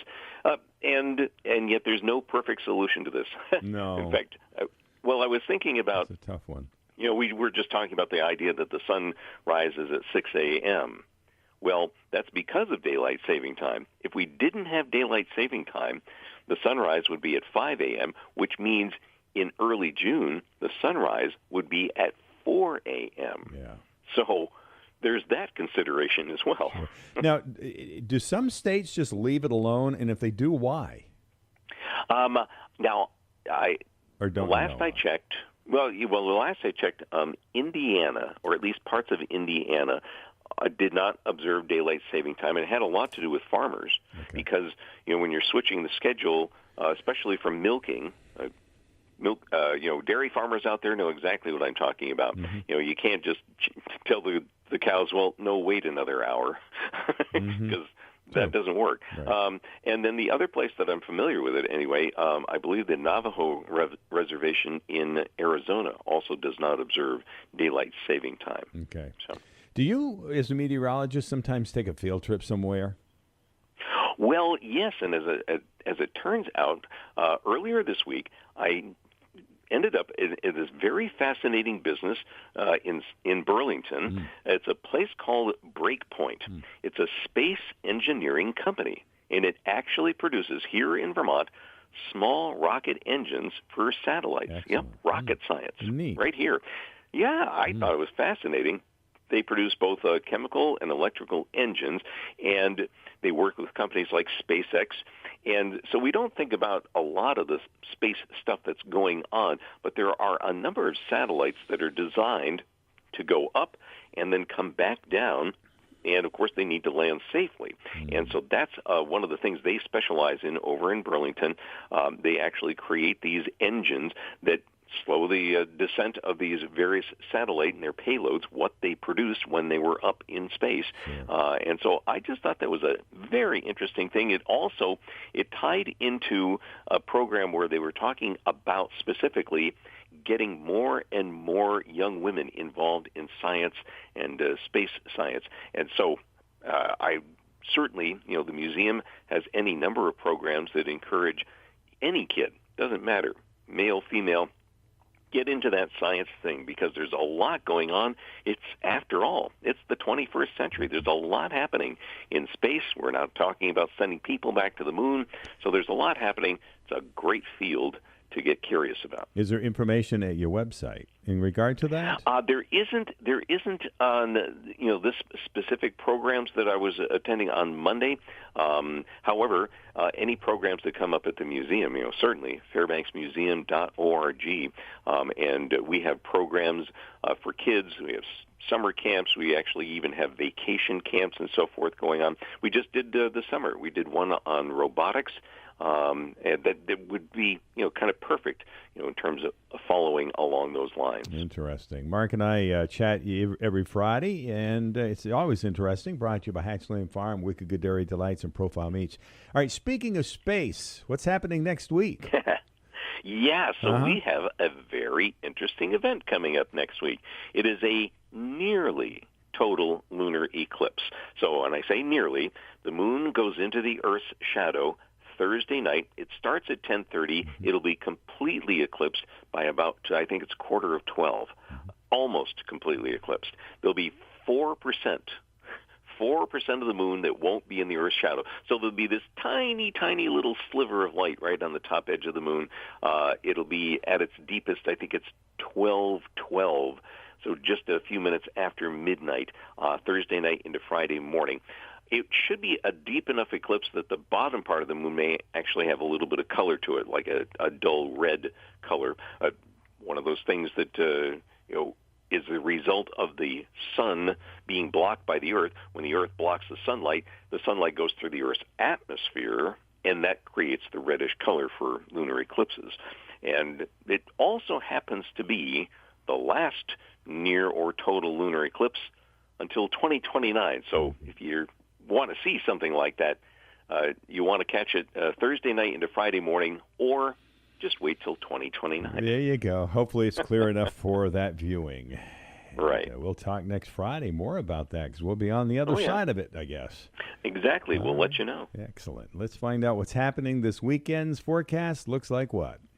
Yeah, so we've got some fog out there this morning. Boy, pretty thick in places, but that'll be burning off.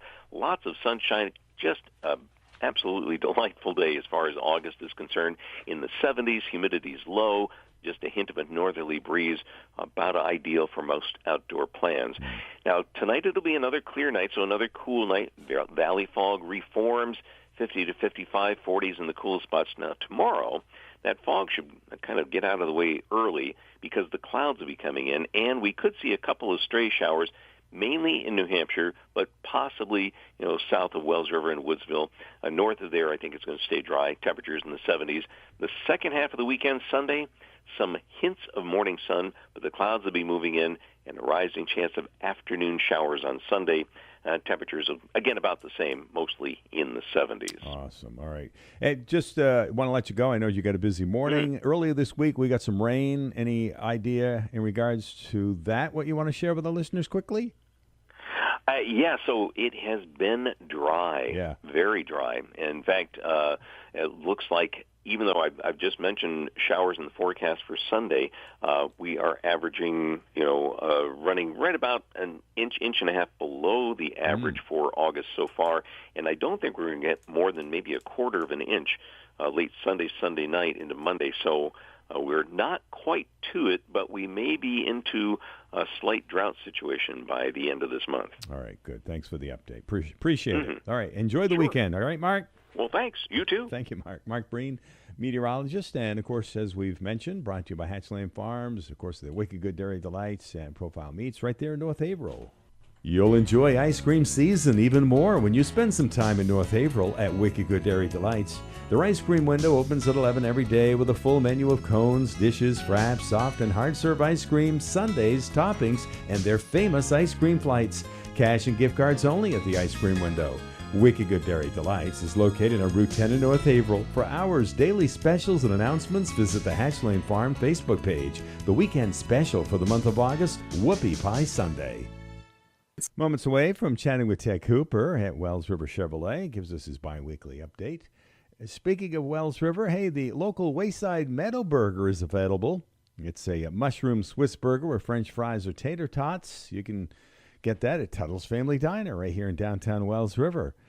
And let's see, with spaghetti and meat sauce along with garlic bread, that's available. They also have the open-faced hot turkey sandwich with your choice of potato and a side, and the haddock sandwich with chips and pickle is available. How about the loaded potato soup? That'd be good today. And the seafood available today includes the haddock, scallops, and the strip clams at Tuttle's Family Diner. You can order out by calling 757-3333 or better yet, stop in and see what's happening at Tuttle's Family Diner right here in downtown Wells River. We're checking out the weather at 7:46, and it's being brought to you by Bar Harbor Bank and Trust. Be sure to visit them online at barharbor.bank. It's award-winning banking every day across northern New England. Member FDIC, equal housing lender. Bar Harbor Bank and Trust helps businesses succeed. We're proud to be recognized by Forbes and Newsweek as one of America's best banks multiple years running. We can help you get the financing you need quickly and improve your cash flow. With over 50 branches and 90 ATMs across northern New England, we make managing your business easier. Whether your business is growing, expanding, or evolving, we can make it happen together. Bar Harbor Bank and Trust. Good things happen when we work together. Member FDIC. From the Fairbanks Museum in St. Johnsbury, the forecast, areas of dense valley fog burning off to sunshine. Highs in the 70s, the winds will be light. Mostly clear tonight, some high clouds late, patchy valley fog, lows 50 to 55. There'll be some 40s in the cool spots. Saturday, the valley fog burns off to some sun, but clouds will be thickening up. There could be an isolated afternoon shower, highs in the 70s. I'm meteorologist Mark Breen for WYKR. And also for Bar Harbor Bank and Trust. Be sure to visit them online at barharbor.bank. Award-winning banking every day across northern New England. Member FDIC, equal housing lender. Ted Cooper, good morning. And good morning to you. Feels a little like September out there. Well, here it comes. We start getting a taste of it this time of the year, and also viewing some of the leaves beginning to change. You know, I just noticed that. I'm just looking around the lot here. There's just some little twinges of orange, and, well, you know, it's that time of year. This is our best season, many people would argue. Yeah. So it's also a pretty darn good time to be thinking about buying a vehicle. Of course, I'm going to say that. Imagine that. Yeah. Well, But, Ted's the you know, senior. guess what? Ted's the senior sales and leasing professional, so why not? Yeah, well, there's another very good reason. Thank yeah. you. Thank you. Hey, you may have noticed across the street our truck line is finally growing back, coming on strong. In fact, we've got, believe it or not, we've got over 20 Silverado HDs in stock and on the way. In other words, built and in transit. It's going to be the best availability of HDs since COVID days. And they've actually just announced rebates even on the 6.6 Duramax diesel. Never had that before. So that's pretty cool. We've also got good stuff on half tons, including 0 for 60 financing available, which is also a real benefit. But right now we're going to be concentrating largely on our pre-owned stuff. You remember we were mentioning a couple of weeks ago our fair season sales extravaganza. Well, the end of the month is almost here. We're shooting for a record close, so John has gone through every pre-owned vehicle on the lot and marked every one of them down even more than they were. And all are supported by the exclusive Autosaver Group Ally certified pre-owned warranties and benefits. That isn't just sales hype. It's real tangible savings, good benefits, and all these are marked well below book value. So hence they're easier to finance. Your payments are lower. The terms are more generous. Heck, it's your money. You might as well spend it well. And if you may have just gone by in the past day, have a look out front. We've got the white line pre-owned specials right out in front. And, white is actually still the most popular color. And so we've selected some pre-owned models we got out there. We've got a beautiful 23 VW all-wheel drive Taos SE. I got a 25 Jeep Compass Limited, loaded, really nice rig. A 24 Chevy Trax LT. I got a 22 Equinox Premier, that's top of the line. We got a beautiful 23 Chevy Blazer LT, just took that in trade last week.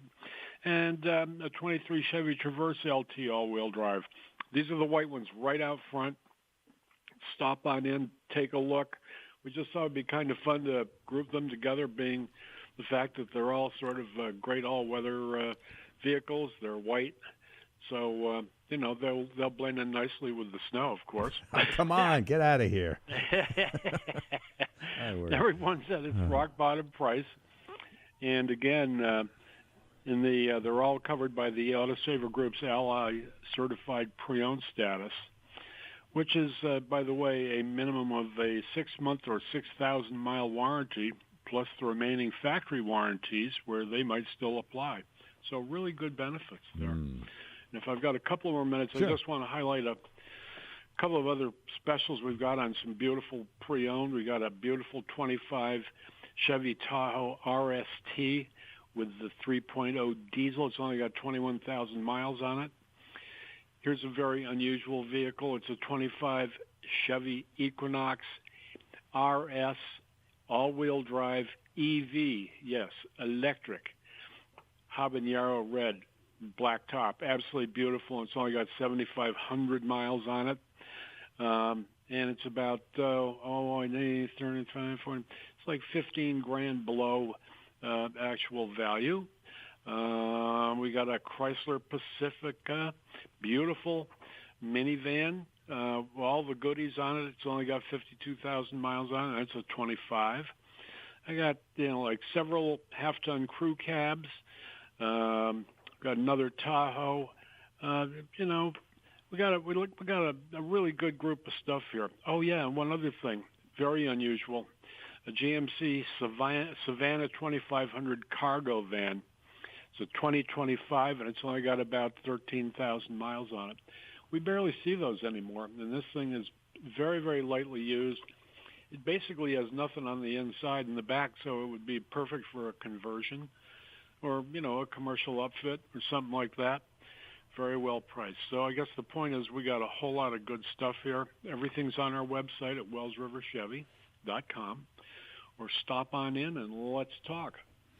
That's a pretty good update, Ted. And, yeah, we did notice all the white vehicles parked out in front of the dealer this morning. So. Yeah, that was John's idea yesterday. I think it's cool. Looks good. It does. It's a good eye catcher. We got a bunch of brand new SUVs out here, too, I should point out. We've got Traxxas, Trailblazers, Traverses.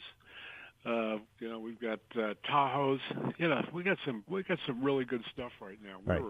We were feeling a little thin back in June, and anyway, things have been busy. We've really things have picked up. We're very happy that we've got good incoming stuff. And if we don't have it, let's talk about what your needs are, and let's see if we can find it. In the case of something new, we may well have something on order that is not on the lot yet, or something we could order specifically for you. Just let us know how we can help. That's what we're here for. Yeah, right there at Wells River Chevrolet. Okay, we'll be rolling into September the next time we chat. Ted? Yes, sir, we will. All right. Enjoy the weekend, and thank you for the update. My pleasure. All right. Have a great one. You too. There's Ted Cooper, who is the GM Mark of Excellence Award winner and Senior Sales and Leasing Professional at Wells River Chevrolet. It's 7:54. We did give away the $10 gift certificate to Patty Hart, and we have one more to give away, compliments of the Coffee Coop. And, of course, they're located in West Groton. Eugene Darling and the crew serving all kinds of great tasting coffee, and, of course, they're friendly local service. They're going to be at the Forest Store, which is in the Groton State Forest today, but they do move around, and the best way to figure out where they are and to be able to follow them is to follow them on Facebook. So if you're interested in a $10 Coffee Coop gift certificate, we've got one more to give away this morning. It's 802-757-2773. It's that easy. And, of course, reminding you again that the Coffee Coop's going to be at the Forest Store, which is in the Groton State Forest today. Stop in and check it out and say hello. 7:55, we're taking a look at the weather right after these. Ricker Funeral Home and Cremation Care of Woodsville is a family-operated funeral home. Since the 1900s, they treat each family they serve as unique and special. Many elements go into creating a ceremony befitting the special life of your loved one. From music to the graveside service, the licensed funeral professionals at Ricker Funeral Home will navigate you every step of the way. They are available to help you plan a meaningful ceremony that will help your loved ones bridge the gap between life before and life after. For more information, visit their website at rickerfh.com. From the Fairbanks Museum in St. Johnsbury, the forecast: areas of dense valley fog burning off to sunshine. Highs in the 70s. The winds will be light. Mostly clear tonight. Some high clouds late. Patchy valley fog. Lows 50 to 55. There'll be some 40s in the cool spots. Saturday, the valley fog burns off to some sun, but clouds will be thickening up. There could be an isolated afternoon shower. Highs in the 70s. I'm meteorologist Mark Breen for WYKR. And also for Ricker Funeral Home and Cremation Care in Woodsville, locally owned, family operated, online at rickerfh.com, and available at 603-747-2717. A busy 8 o'clock hour still to come your way. We'll be listening to a conversation that Joshua Smith had with Todd Holt, a local physical therapist, and ankle sprains, the topic. And, of course, each and every week we chat with Valley Floors right there in Bradford. Every couple of weeks, Bob Yaroshevich, the owner of Wild Vermont Customs and Wise Enterprises. That conversation still to come your way in the 8 o'clock hour. And then being the last Friday of the month, it's the Business Spotlight, which is brought to you by Wells River Savings, your good neighbor bank. Caitlyn Beck will be chatting with us from Meadow View Farm. We look forward to that shortly after 8:30 this morning. And then we also hope to be catching up with Ben Gates in regards to the Caledonia County Fair. All that still to come your way this morning. It is 8 o'clock, time for the news. This report is sponsored by Mothers Against Drunk Driving. NBC News Radio, I'm Michael Kastner. After a 9-month deployment, the San Diego-based USS Lincoln is now homeward bound. The Navy says the ship left the Middle East late Thursday night. USS George Washington arrived to relieve the ship on Wednesday. There are roughly 5,000 sailors and Marines on board. The ship's record-setting time at sea comes with reports of crew stress, poor mental health, and supply shortages. The FBI says a female ISIS supporter was planning to attack New York's Capitol building in Albany. More from Sarah Lee Kessler in New York. FBI Special Agent Craig Tremorilli says 35-year-old Jessica Bowie wanted to blow up the Capitol and kill lawmakers working inside the building. The complaint alleges that she arranged to have an explosive device made out to carry this attack, even purchasing several of the required materials herself. Tremorilli says Bowie discussed her plans with FBI informants and spent weeks surveilling the New York Capitol. The complaint also alleges she praised the 9/11 attacks on America and was planning future terrorist attacks. Bowie is charged with attempting to provide material support to ISIS. A state of emergency has been declared in the capital of Delaware after the city was hit by a large tornado. The Dover Police Department made that declaration Thursday night after a tornado ripped through the city, knocking down trees and power lines, flooding roadways, and tearing the roofs off buildings. And reports of a tornado touching down Thursday night on Long Island in New York. More from Andrew Whitman. Nassau County Executive Bruce Blakeman declared a state of emergency in response to the twister he says touched down in Atlantic Beach around 8:15. There is video online of a funnel cloud leering over the Sun and Surf Beach Club. 30 club cabanas were damaged. One worker was hurt. They refused medical attention. Michael Kastner, NBC News Radio. Red Sox set to play one of 3 games at Fenway tonight against San Francisco. Sox 4-6 in their last 10, with 15-2. Sonny Gray on the mound tonight. Manager Chad Tracy counting on Sonny Gray to win number 16. I just think he's, I think we've seen that a couple of times, including the last outing where it was more strikeout oriented, but he's fantastic. You know, he's been really good, and we're going to need him to keep doing that down the stretch. Really good outing. Chad Tracy. Sonny Gray has been terrific this season, 15 wins, only 3 losses. Sonny Gray is different. I don't know, man. You just have to flip your mindset, because I think this place is what it is, and if you give it like an inch in your mental space, then it can start to take over. And like everybody, I'm just like, I can spin the ball on the moon. Tonight's Red Sox starting pitcher, Sonny Gray, who can spin the ball on the moon. Follow me on Tom Cuddy Sports. Thank you very much. Updated look at the latest news, top of the hour, and also what's happening with the Red Sox and the Patriots, Bruins, Celtics. Tom Cuddy will keep you updated.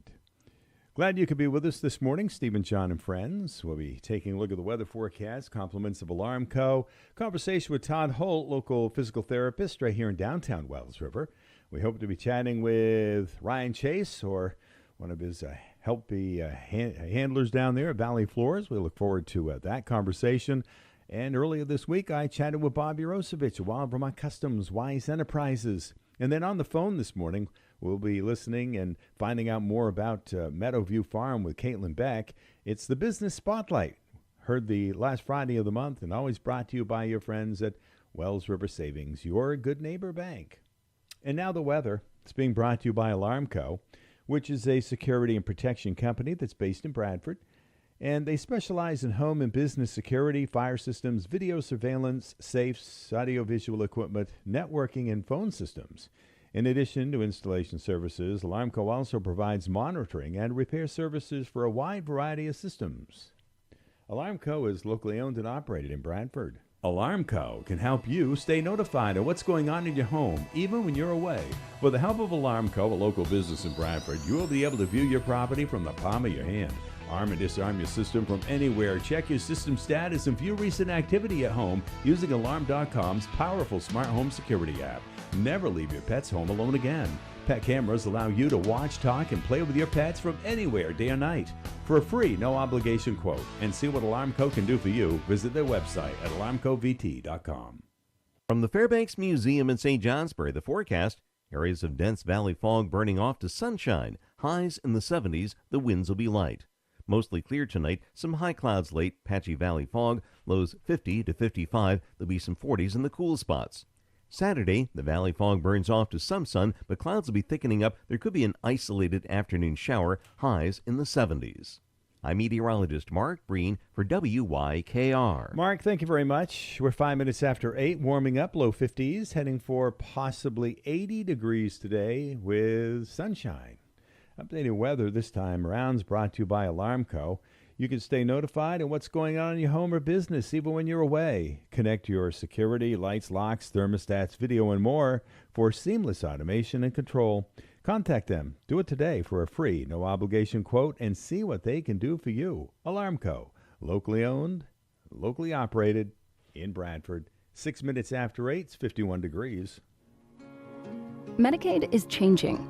New rules start affecting some Vermonters in January 2027. If you are an adult under age 65, these changes may affect your coverage. Not sure if this applies to you? Use our free screening tool to find out. Keep your contact information up to date so you do not miss important updates. Learn more at staycoveredvt.com.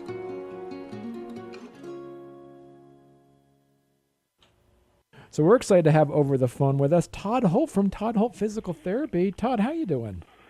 Hey, Josh, I'm doing great, thanks. How you been? I've been really well, and you know what? I don't want to alarm anybody, but people are I saw Christmas decorations in the store the other day. Well, my wife bought some Halloween candy. That's not quite so extreme, but right. Holy cow! Yeah, it's coming up, man. Yeah, and so you want to talk about ankle sprains, huh? Well, I've been doing a lot of hiking lately. And, biking, hiking, and, something that people underestimate is how disabling an ankle sprain can be.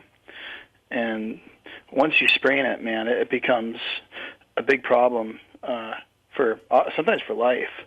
But if you talk to a surgeon, ask any surgeon, would you rather break your ankle or sprain your ankle? And surgeons will say, break it, because the bones will heal. But unfortunately, sometimes when you break your ankle, you sprain it too. But a sprain, just torn ligaments, they don't always heal, or they don't always heal correctly, or they're stretched out, and that becomes a big problem for future sprains.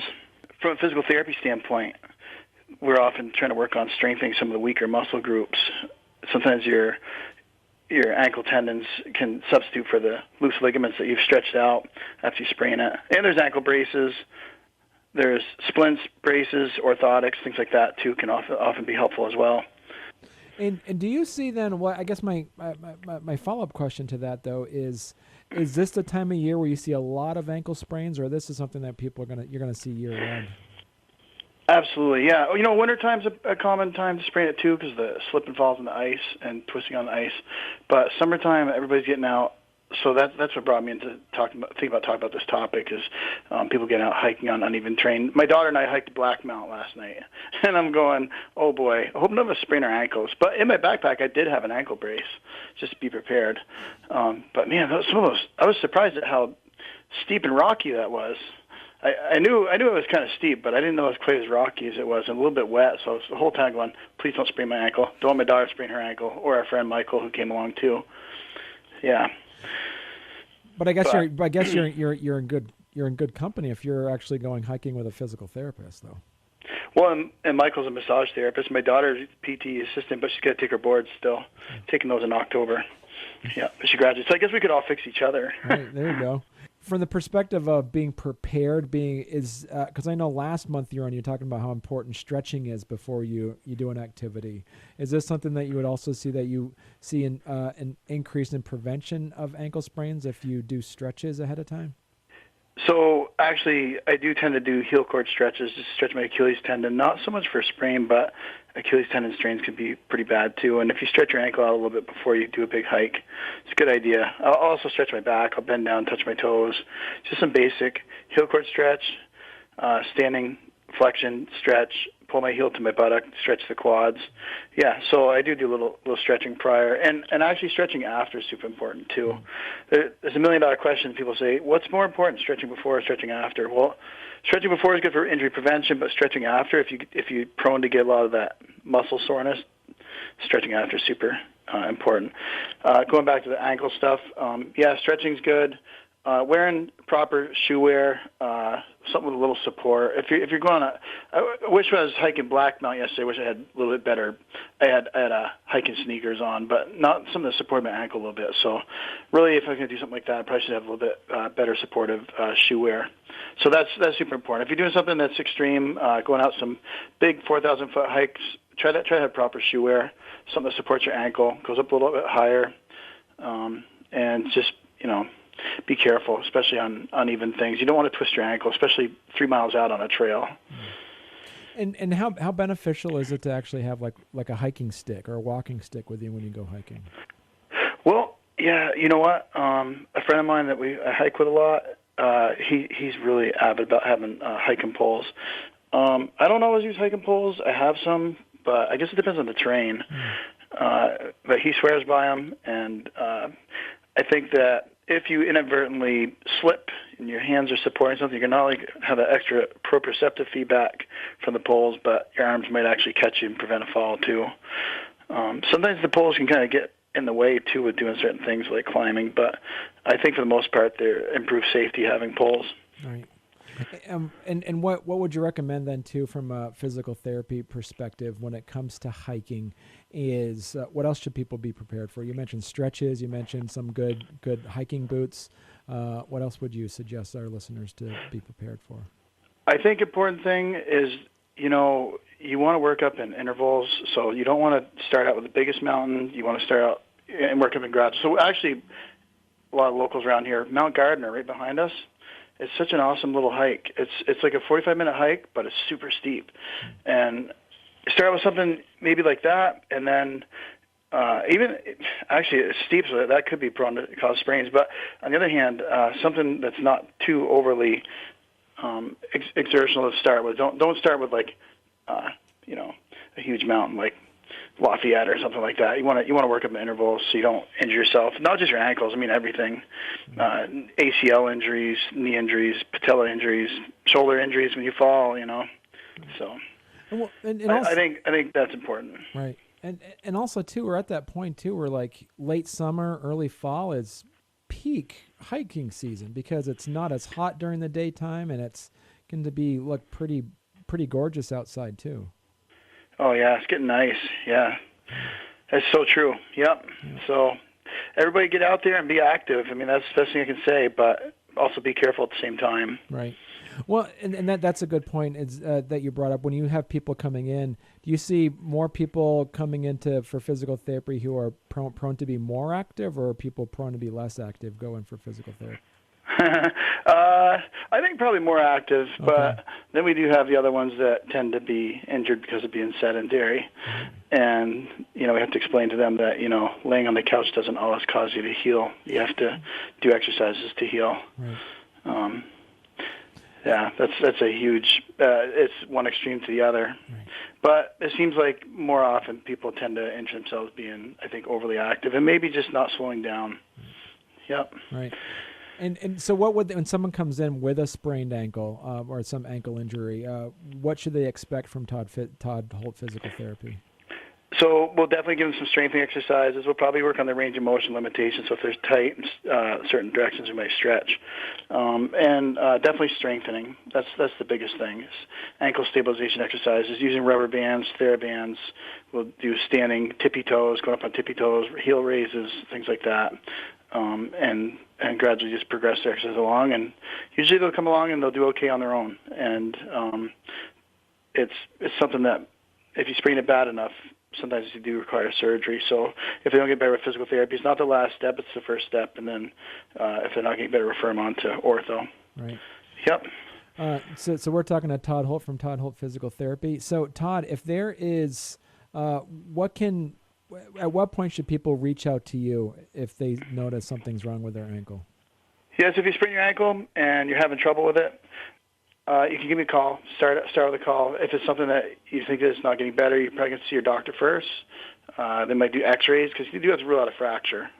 They can break it. Your fibula is pretty easy to break. So they might go to the doctor first or the ER, urgent care, something like that, get some imaging, and then probably physical therapy after that. Okay. All right. And Todd, and you have an easy number to remember. You have a great location. Do you want to remind our listeners your phone number and your location? Yeah. 802-757-8000. It's a number I can remember. And you're right next to Big Cones, too. Yep. Oh, yeah. Yep. Kill two birds with one stone. There you go. All right. Go to Big Cones first or go to Big Cones after. That's right. Excellent. Well, thank you so much, Todd. And once again, I learned something every time you come on. Yeah, thanks, Josh. Good talking to you. And about 16 after 8, we're about to learn something in regards to flooring and wall coverings and all kinds of great things at Valley Floors. We welcome Ryan Chase, the owner. Good morning. Good morning, Stephen. How are you? I'm pretty good. All right. So they were just talking about physical therapy with Todd Holt here in downtown Wells River. I'm sure you've got lots of material that people need to work out on. They can do that. Whether it's carpet, hardwood, flooring, or whatever the case may be.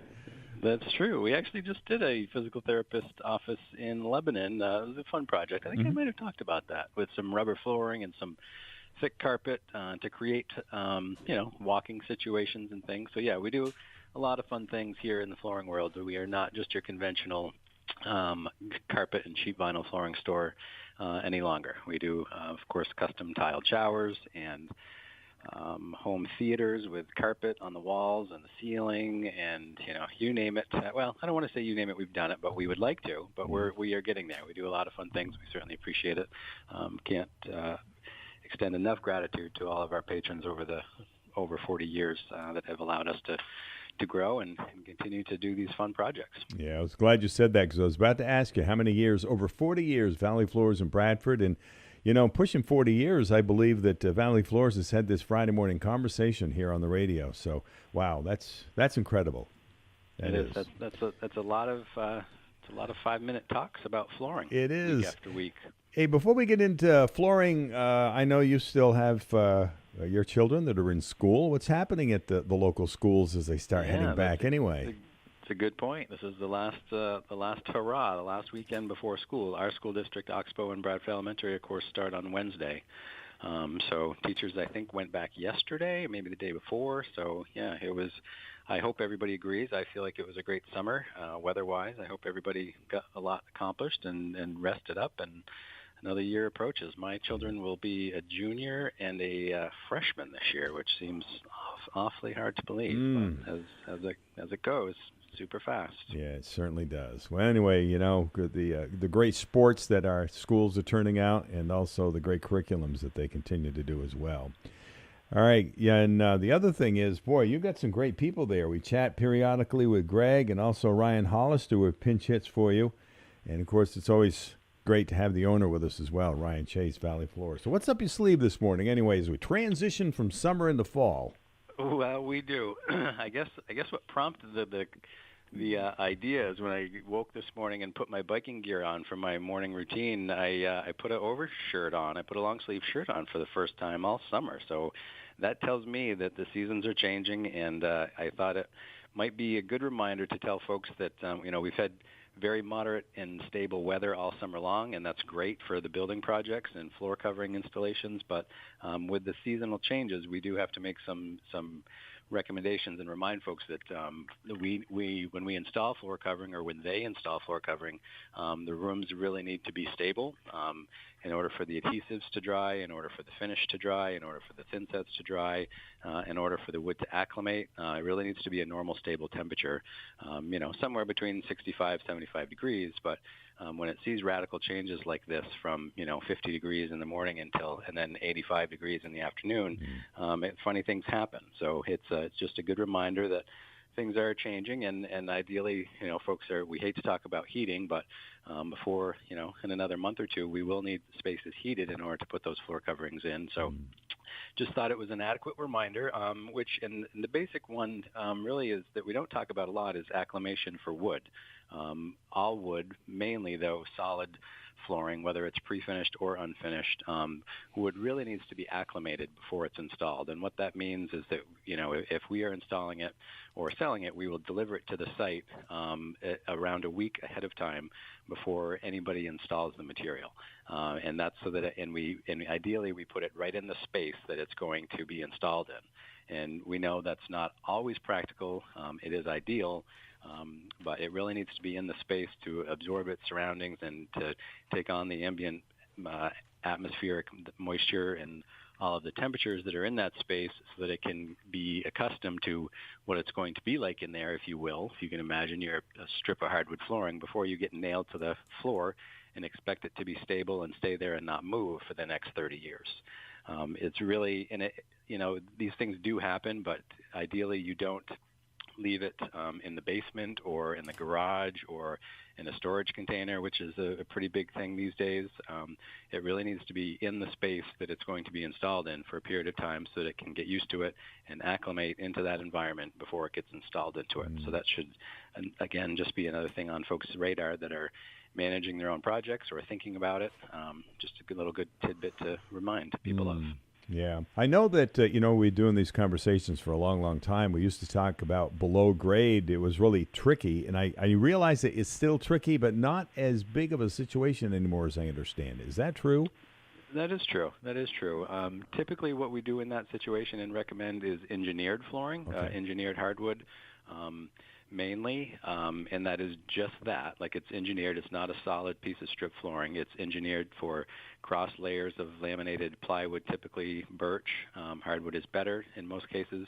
And there's lots of big terms, but essentially you're cross-layering veneer going in different directions, and then you put the solid flooring on top of it, and that creates a very stable product, so that it's moving amongst its piece of flooring and not as a great big hole amongst all the other pieces, and therefore creating it, allowing it to be very stable and take on more moisture than would otherwise be seen upstairs and et cetera, in the main floor or even the second floor. But even on top of that, there's a lot of it used to be very price prohibitive to coat floors, to make them to keep them both waterproof and to keep the moisture stopping the moisture from penetrating the slab. Those materials have come down in cost considerably. The labor is a lot more commonplace now, so we do that a fair amount.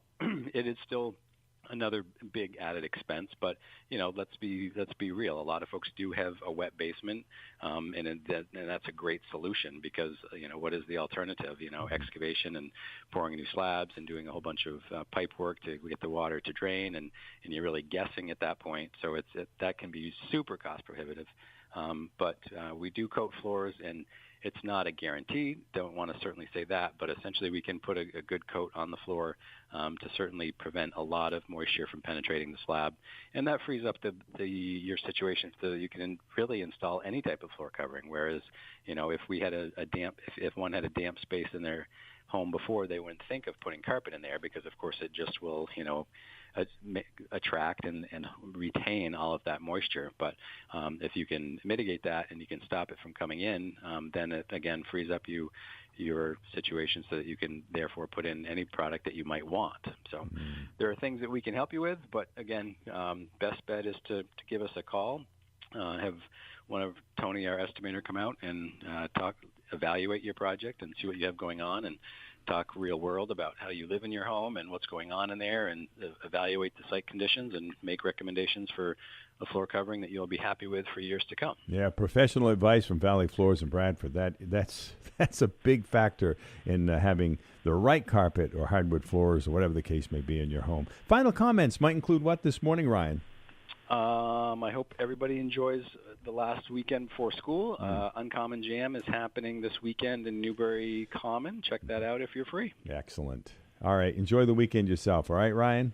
You as well. Take care, all. Thank you.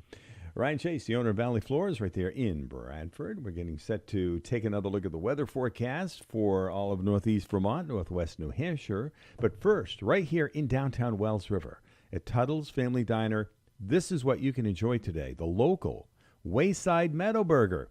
Now, it's a mushroom Swiss burger with French fries or tater tots. They also have spaghetti with meat sauce along with garlic bread. How about the open-faced hot turkey sandwich with your choice, a potato and a side? The haddock sandwich with chips and pickle, that's a staple that they have pretty much every day at Tuttle's. The soup is the loaded potato soup today, and the seafood that you can enjoy includes strip clams, haddock, and scallops. 757-3333 is the number that you can use to call out, or better yet, stop in and enjoy one of these specials or order from the regular menu at Tuttle's Family Diner in downtown Wells River. Getting set to check out the weather as we head into the weekend. Compliments of PTO's Repair, Fisher Authorized Dealer, Fisher Snowplows, Fisher Sanders, Paul Ordway, who will be joining myself, Steve and John, tomorrow night. We'll sign on around 6 o'clock, covering Bear Ridge Speedway right there in Bradford. Meanwhile, at PTO's Repair, he's available at 802-222-6152, located at 2320 Route 5 in Fairleigh. PTO's wants you to know. If you are planning to purchase a new Fisher plow or sander this year, now is the time. Our 2026 order will be here soon. If you are wondering what plow best fits your vehicle, go to our website and click eMatch, or give us a call. PTO's Repair at 2320 Route 5 Fairleigh, or on the web at ptosrepair.com. I'm PTO, and I wanted you to know.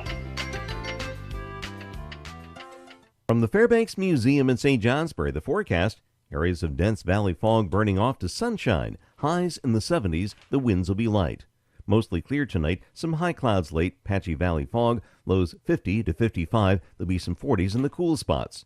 Saturday, the valley fog burns off to some sun, but clouds will be thickening up. There could be an isolated afternoon shower, highs in the 70s.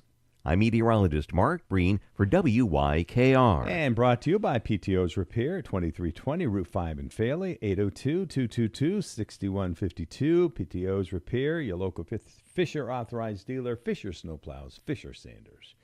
827-52, heading for close to 80 degrees today. We gave away a $10 gift certificate earlier to the Coffee Coop. Congratulations to Patty Hart at East Drygate. We have one more to give away if you're interested. The Coffee Coop, which is located in West Groton, kind of floats around different places, and you can stop by and enjoy a fresh cup of coffee today at the Forest Store, which is at the Groton State Forest. And to find out where they're going to be next, you can follow them on Facebook. But if you're interested in a $10 Coffee Coop gift certificate, first caller at 802-757-2773. We'll put your name on that certificate. Congratulations. We're glad to welcome Bob Yaroshevich into our studios again. Bob stops by every couple of weeks, gives us his big update in regards to what's happening at Wise Enterprises and Vermont Customs. There you go, in stereo. That's pretty awesome. So how's the summer been for you guys? Recuperating from the North Haverhill Fair, I assume. Yeah, we are finally kind of getting back on track. Good for you. The fair this year was great. We sold more stuff at the fair than we ever have, and we definitely got some good projects lined up, and we've actually been doing some of the smaller stuff for people that talk to us at the fair. Yeah. So it's the fair worked out really good this year, and I think this was probably the best year for a lot of people at the fair. So I think it turned out really good. We had good weather. Temperatures weren't crazy, so it was a really good year. So all the people that kind of roll by your booths at the North Haverhill Fair, some of them that stopped to chat, did they ever say they didn't really realize what you guys do? Yeah, I mean, we get that quite often. Yeah. It's really hard to describe everything we can do. Yeah, that's good. Because we do so many different things. People really, really stopped and talked a lot about the reverse tri-Carly that we had in the booth. That was just a work in progress, and people noticed that. They're like, how are you going to steer? There's no steering shaft. Well, my components didn't show up in time to get on before the fair. Stop by next year. It's going to look different. It will look different. Yeah. Our goal is to have that, running and driving, maybe not all the body panels done, but have it in another work in progress. And maybe some of the body panels will be on but not painted. So that's a pretty big project. It is. So let's boil it down to like a really small project that you do day in and day out, or you can do for somebody. It comes to mind quickly. The powder coating. Yeah. Rims, tires, or not tires, but rims. You also have your plasma. Different things. The plasma table. We unfortunately couldn't make it to Darling's Car Show this year. We just have way too much stuff going on, so we couldn't make it. But we gave them a donation of one of our cutout flags, and we had to make them a couple more because they like them, so they want to put a couple in the shop and at their house and a few other places. So, the plasma table, the flags are a big one. We love doing the flags. I wish we'd sell more of them. We don't get as many sales as I would think. Well, the thing is, you can make them distressed, or you can really clean them up and make them go from one end of the spectrum to the other, so to speak. Exactly. What do you want? Bob and Gabe and Jasper can do it. Yeah, we do them both ways.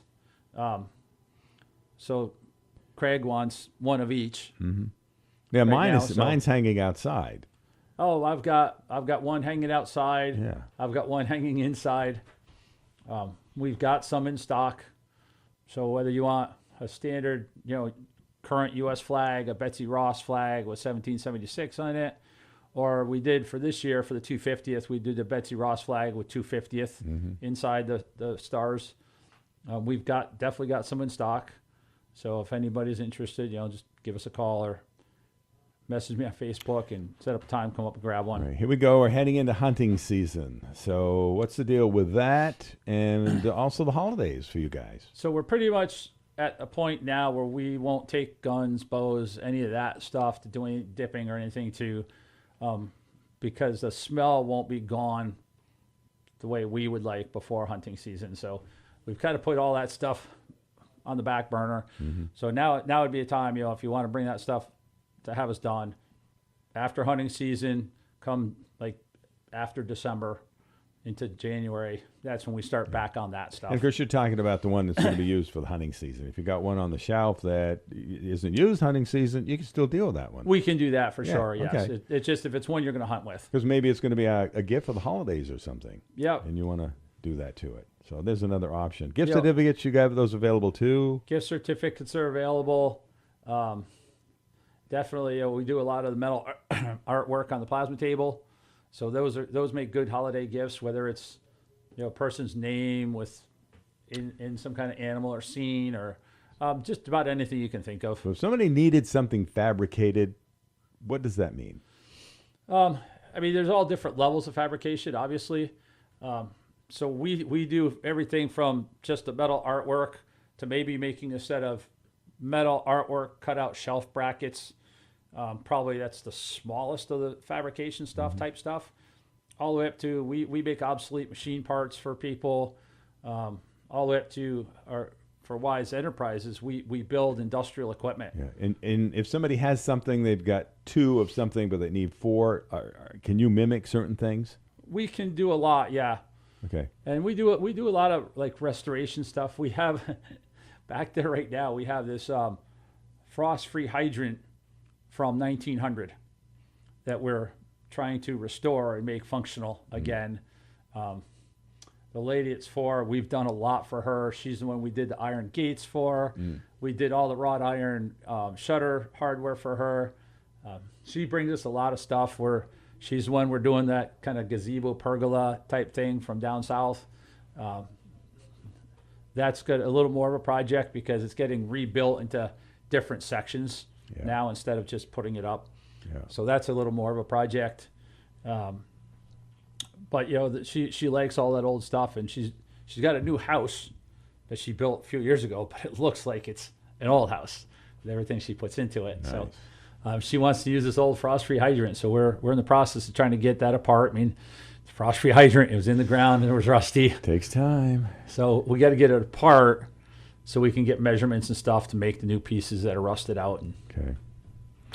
Well, there's still time. Here we are, heading into the hunting season, and the holidays are still, a few months away. But now's the time to start planning for that, and then contact you by going to your Facebook page. That's the easiest way. Just message me on Facebook, and we'll get going that way, and then we can go from there once we got an idea what you're looking for. All right, Bob and Gabe and Gasper doing good work here in East Rygate Corner. Yeah, right. Yeah. On the way up East Road, we're up there a mile on the right. All right, so we'll get a bi-weekly update, and we'll let our listeners know as things progress as we head closer to the holidays this fall. Perfect. Wild Vermont Customs, Wise Enterprises. 8:34. We'll take a break, check out the weather. Meanwhile, when we come back after the weather, we'll be chatting with Caitlyn Beck, part of the Business Spotlight, Meadow View Farm. All that's coming up in just a minute or so. How do you define home? Is it your sanctuary? A reflection of your style and values? A playground for your children and grandchildren? However you define it, House Right Construction can help you create the house that says, welcome home to you. House Right is your expert Vermont and New Hampshire home builder. They have been partnering with clients since 1985. They build and renovate homes that fulfill their clients' exact visions. House Right Construction is proud to be able to say that the foundation of their business continues to be their enduring relationships with clients, who return to them as their home visions grow and who refer them to their friends. Try letting House Right be the builder of the home of your dreams. Welcome home with House Right. House Right Construction, Main Street South, Newbury, Vermont. Online at houseright.net. From the Fairbanks Museum in St. Johnsbury, the forecast, areas of dense valley fog burning off to sunshine, highs in the 70s, the winds will be light. Mostly clear tonight, some high clouds late, patchy valley fog, lows 50 to 55, there'll be some 40s in the cool spots. Saturday, the valley fog burns off to some sun, but clouds will be thickening up. There could be an isolated afternoon shower, highs in the 70s. I'm meteorologist Mark Breen for WYKR. And the current temperature in the mid-50s, heading for close to 80 degrees today. Updated weather brought to you by House Right Construction. Part of the Business Spotlight, heard the third Friday of the month. It's brought to you by Wells River Savings, your good neighbor bank. And we've been promoting the fact that we will be chatting with Meadow View Farm. And our guest is Caitlyn Beck. Good morning, Caitlyn. Good morning. How are you? I'm very good. Thank you for joining us this morning and being part of the Business Spotlight. Meadow View Farm. How did you come up with the name anyway, Caitlyn? So Meadow View Farm has been in the family for a while. We bought the farm, and it was previously owned by Geraldine and Duncan Lee, so we just kept the name the same. Okay, so for us locals, we kind of know where that is, but for our new listeners, where's the location of Meadowview Farm anyway, Caitlyn? It would be, if you're driving past P&H, it would be past P&H right on your right. It's a huge farm with a huge garden. The address is 4210 Route 302. Okay, so right there on Route 302, basically between Wells River and South Rygate. Yes, All right. yes. Easy to find. All right. So what's it mean to you and your family anyway, to Caitlyn? It's very special. It's our first year doing it, and it's been a blessing to go out to the garden and collect all the vegetables, planting by hand, having our kids involved with it. It's been very special to see the community also show up and sell us out every day. Yeah. Family and friends. You have other family members and friends helping you out, Caitlyn? Yes, we have our Aunt Brenda Highland. She comes over a lot and helps us in the garden. she also likes to bake things too. Excellent. All right. So what kinds of things will we actually find at the farm stand then? Things that you'll find at the farm stand are lots of different baked goods. I make donuts. I make muffins. I have lots of vegetables, summer squash, zucchini, cucumbers, tomatoes, all of it. You'll find also different unique things. I have dog bandanas. I have earrings. I have simmer pots. I have all different kinds of things. And I try to restock things differently once a month so that there's different things coming in every month. Okay. So do you have like a farm stand that's out there on Route 302, or do you have to drive in and you actually have a building you go into? It's a building that you go into, but it's right on the side of the road. So you do pull into my driveway, and it's just right there on the side. Okay. So let's talk about some of the other local bakers and maybe the makers or some of the small businesses that contribute to your products, if you want to let our listeners know about that, Caitlyn. Yeah, of course. I have a couple friends that do some baked goods. Megan Glod bakes for me. She does all different kinds of things. It's usually cookies, banana muffins, lemon cookies, all of it. And then I have another friend that does cake pops. It's called Paisley's Pops. And they are also very unique and very yummy too. I have somebody that makes bug spray, all natural bug spray. Her name is Lisa Ward. I have clay earrings that somebody makes for the farm stand. That they are absolutely beautiful. Yeah. Okay. How about the farm stand? When is it open? What are the hours? Do you have regular hours, or do they float a little bit, Caitlyn? It is Monday through Sunday, so it's open daily. Okay. Usually from 7 to 7 p.m. Is somebody usually manning it, or is it kind of an honor system? No, it's an honor system. Okay. And we have been very thankful that everybody has been honest. It has a money box. People write down little notes, and I love going out there every night and looking at the notes that people write for me. It's very special. Yeah. Well, remind our listeners again that Caitlyn Beck is with us, and she's part of the Business Spotlight, the third Friday of the month, brought to you by Wells River Savings, your good neighbor bank, talking about her business, Meadow View Farm. Are you looking for new bakers and makers all the time, or are you content with what you got so far, Caitlyn? I'm pretty content with what I have, but I would be willing to have people reach out to me if they are interested in baking for me or making things for me. Okay. All right. How can people keep up with what you have available each day? So I actually have a Facebook page that lots of people follow me on. And I usually will take a picture of something that I have going out in the morning, or I like do an updated list every night, and I post it for the day before. Okay. So people follow me on Facebook, or a lot of people stop in and just check it out, and they usually find something that they like. All right. So when did you actually start doing this? This started in, let me see, June? I think it was June I opened up first. All right. So do you have future endeavors? What, looking at a 3-year, 5-year plan in any way? No, not really. Okay. No, it's just kind of like a fun thing that I started, and I didn't really think that it was going to take off like this, and I've been just like blown away by the community. Yeah, so here we are basically 3 months into it. Some of the things you have learned from it. Some of the things I've learned is that, every day is different. Yeah, I'm sure it is. Some days you will be blown away, and other days you're like bummed out, but you just keep doing it. You just keep adding new things, keep baking, keep posting. I think a lot of social media posts is what drives people in. Yeah, so you try to be open every day. Obviously, you said it's the honor system. And what are the hours again? What are the hours?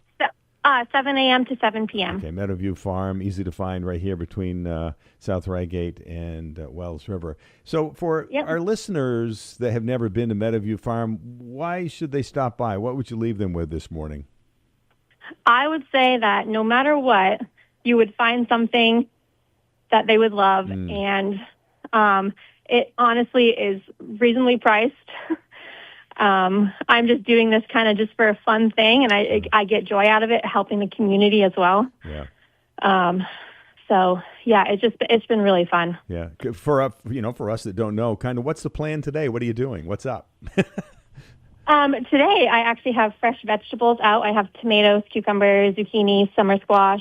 I have some baked goods. I have baked goods in there. I have cookies, pumpkin cookies, all of that. And obviously, as the growing season changes, here we are transitioning from summer to fall in a hurry. I assume the store is going to change a little bit as the weather changes. So with that, are you actually going to try and be open year-round, Caitlyn? No, unfortunately, I think I'll have to close during the winter hours. Cold winter months, okay.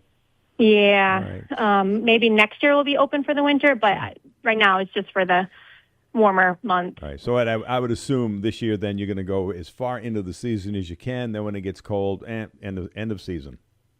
Yes, because I have pumpkins I want to sell. Sure. Hey, Yeah. Yeah, good for you. All right, Meadowview Farm. We certainly appreciate you taking time out of your schedule, Caitlyn. What would you want to leave our listeners with today? Anything in particular, more specific? I would just say come check it out, and if you have any questions, please reach out, and I'm happy to help. Yeah. Well, good luck with everything. We appreciate it. Have a good day. Thank you. Thank you so much. Yes, Bye. you're quite welcome. Caitlyn Beck, this morning's guest, part of the Business Spotlight, brought to you by Wells River Savings, your good neighbor bank. And we do it the third Friday of the month, shortly after 8:30. Coming up next, conversation I had just a few days with Ben Gates. He's one of the directors of the Caledonia County Fair. We're glad to be promoting the annual Caledonia County Fair. It's the 180th anniversary, as a matter of fact. We have one of the directors. He's actually the owner of Dad's 4x, Tool and Supply. That would be Benjamin Gates. How you doing, Ben? Great. How are you this morning, Steve? Good. Glenn. Of course, Ben is kind of world famous. He's on a lot of radio stations doing the promotion for Dad's 4x, right? I've done a few commercials, I guess. How long you been an owner and running that? Just about 20 years. We bought it in 2007, so 2027 will make 20 years of owning Dad's 4x, which has been a really good experience for us, and we're really happy to have been part of the community. Yeah, a lot of great things you do for the community. All right, so let's talk about the celebration of 180 years. I know, isn't that a long time? I mean, wrap your head around that. That's a lot more than 20. It sure is. It started out in St. Johnsbury, actually, yeah. Kind of where the Comfort Inn is. Okay, all right. So it starts when and ends when? And what have you got up your sleeve? What's happening at the fair we got this all year? kinds of stuff happening. It starts next Wednesday is the first day of the fair. It opens at 4, so it'll be the August 26th, and it runs through Sunday, August 30th. We have tons of stuff going on. We have Walk the Line, Aerosmith tribute band on Wednesday night. Just kick us off. Should be a really good time. It's only $15 to get in on Wednesday at the gate, so you can come in, do all the rides, watch Aerosmith for $15. You really can't go wrong there. Thursday, we have tractor pulling and cornhole tournament. Big payouts on the cornhole tournament. I know that's a real popular sport right now. And then Friday, we keep moving right along just like normal. We have country showdown in the afternoon, and then in the evening, truck pulls. Saturday's a huge day this year. We have a rodeo, 2 shows of New England Rodeo at 2 and 7. Jamie Lee Thurston's going to pop in at 4:30, and then we have a little Quilts of Valor presentation for vets at 6:30. So we have a huge jam-packed day on Saturday, I'm sorry. Yep. And Sunday is demo day, pig scramble, all that fun stuff we do on Sunday to wrap the fair up. So we have a huge fair planned. We have all kinds of local entertainment, singers and whatnot playing on our second stage. We have some infield entertainment like the aquatic acrobats and the sea lion splash, which is really popular right now around the fairs, is the sea lions.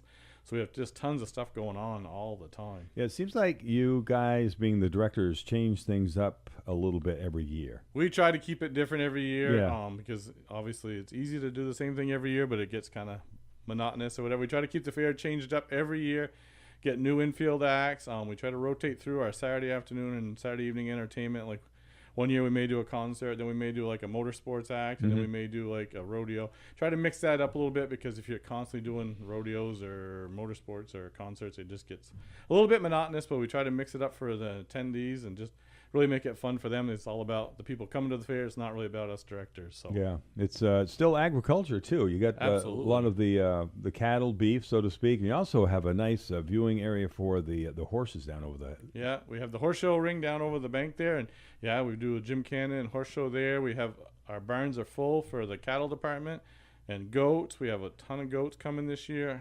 Then we have our horse pulling and ox pulling. There's always something agricultural going on. We have the maple shed there. Or the Yeah, sugar house there. We make sure we enjoy that when we go. That's for sure. Absolutely. You can't beat good maple cotton candy or whatever. So, and the children's barnyard, they can go in and pet farm animals. I mean, we try to expose everybody to something agricultural. I mean, even like tractor pulls, right? Right. So there's always something. We have an antique museum now we built, and we just did an addition on that this year. Tons of antique tools, antique there's like old kitchen ranges in there, all kinds of just antiques in that just show the way people used to have to do it years ago. Yeah, it's really interesting. It's a great job you guys have put together in regards to the things that you just mentioned. Celebrating the 180th anniversary of the Caledonia County Fair. We've got one of the directors, Benjamin Gates, who's with us. So Dreamland Amusements, what's the deal with that in regards to your entrance? So, I mean, whatever you pay to get through the gate, or if you buy the advance sale tickets, all the rides are free. Unless they're like a specialty ride, but all the rides are free. Everything's included. The grandstand shows are all included. All the rides are included. It's really a great deal if you're a family. You don't have to come in and buy a rides bracelet or any of that stuff. You just come right in. Once you pay to get through the gate, you can park for free, you can ride for free, and you can watch all the grandstand shows for free. So for $20, I mean, it's really a hard deal to beat, or $25 at the gate. If you buy your advance sale ticket for $20, it's just a super deal. You're in, and the only thing you have to worry about is buying your food. So it's really a great deal, and everybody can come enjoy the fair all day long. You don't have like a limit on how long you can ride the rides. You could stand there all day long and ride the rides if you want. So it's just a super deal for a family, young people that want to enjoy the fair and enjoy all the things that go on there. It's a super value as far as all that goes. What's parking like at the fair? Parking is good. Okay. You get there early. No, parking's good at the fair. We have a lot of free parking, but we also have shuttles if you have to get into one of those further off parking lots. But they're all within walking distance of the fair. We do have handicap parking if that's a thing. But the parking we do have a lot of parking. We've never really run out. Had some close times on a Saturday when we're busy, but we've never actually run out of parking. But there's a ton of parking around. Always keep our fingers crossed for some excellent weather. And Exactly. It starts wrapping up summer. August 26th through the 30th, the 180th anniversary of the Caledonia County Fair. Are there any things that the fair does in the off-season besides fair time that you do with the fairgrounds? Oh, yeah, we use the fairgrounds all year round. Just to let our listeners know. Yeah, we rent it out for weddings. We rent it out for like class reunions. We just had the Northeast Holstein show was there in the beginning of July. We use the fairgrounds for all kinds of things. It's a great place if somebody's looking to host an event or whatever. It's really reasonably priced. We have tons of buildings. We have grounds. We have tracks. We have all kinds of stuff to do, whatever you'd like to do. So if you're ever interested in using our grounds or whatever, just reach out to Jeff Goodwin. He's in charge of all the grounds rentals, and he'd be happy to help you out or give you a quote or whatever. So I would assume you keep your Facebook page and your webpage going year-round so people can contact you there. Yeah, we do. Okay, so is that additional information in regards to the 180th anniversary online Exactly, right we now? have our schedule, all your forms, like if you want to enter the demo or the floral hall or whatever, all those forms are right on our website, CaledoniaCountyFair.com. You can also buy advance sale tickets on CaledoniaCountyFair.com, as well as Dad's 4x in St. Johns Perry Wells River or Lindenville Agway in Lindenville. Awesome. And in regards to, the vendors with the food and some of the other wares that they're selling, anything in regards to that you wanted to add to it? Well, we have tons of vendors. We try to always keep it broken up. Like we don't let like 18 people sell cotton candy. You know what I mean? We try to make it so it's fair for them, but also give good variety for the patrons coming to the fair. So we try to really have a good variety of food and vendors. We try not to duplicate too many times. Obviously, it's a little hard once in a while, but we try to do a really good job of keeping a good variety of food vendors. And a lot of them are local, so it's really we try to put an emphasis on local food vendors with their it's always good to buy from local, like the Robillards and different ones like that. Yeah. The apple crisp from Robillards, things like that. They're just local staples here at the Caledonia County Fair. Are really good to enjoy. Yeah. Vermont's oldest fair. There's been some question about that, but I think we will win out. But we're definitely right up there with one of the oldest fairs. We started out in St. Johns Perry, and then we kind of moved around a little bit, but we went up by Fairbanks there for a while in St. Jay, and then we moved to Lindenville back in the 20s, I think. But we've been going a long time. I think we had to shut down 1 year for COVID, and 1 year when they moved the fair, but we've really been continuously running. Well, it's in town but out of town. It's nice. It's right exactly. there. Sorry. So Caledonia County Fair, 180th anniversary. Ben Gates, who is one of the directors, final comments in regards to it? Well, we hope we have great weather. We'd like to see everybody show up and enjoy the fair, take advantage of all the things we have going on, and we really love to see you there. Maybe you heard the Business Spotlight. We chatted a few minutes ago with Caitlyn Beck, part of the Meadow View Farm right here on Route 302 between Wells River and South Rygate. Want to remind you, coming up next month, be the third Friday of the month, so it will be the September 18th, shortly after 8:30. We'll be chatting with Country Comfort Firewood, and that will be with owners Scott and Crystal Santee. And we look forward to that conversation right here at Your Country, WYKR. Of course, the Business Spotlight brought to you by Wells River Savings, your good neighbor bank. Checking out the weather now for all in Northeast Vermont, Northwest New Hampshire, the Upper Connecticut River Valley. It's being brought to you by Dad's 4x Tool and Supply. There you have it. There we go into the weekend. Current temperatures in the mid-50s, looking to be close to 80 with plenty of sunshine today. The weekend forecast brought to you by Dad's 4x Tool and Supply. Two locations taking care of your needs. They're in St. Johnsbury on Route 5, and you'll find them right here in downtown Wells River. Dad's 4x Tool and Supply.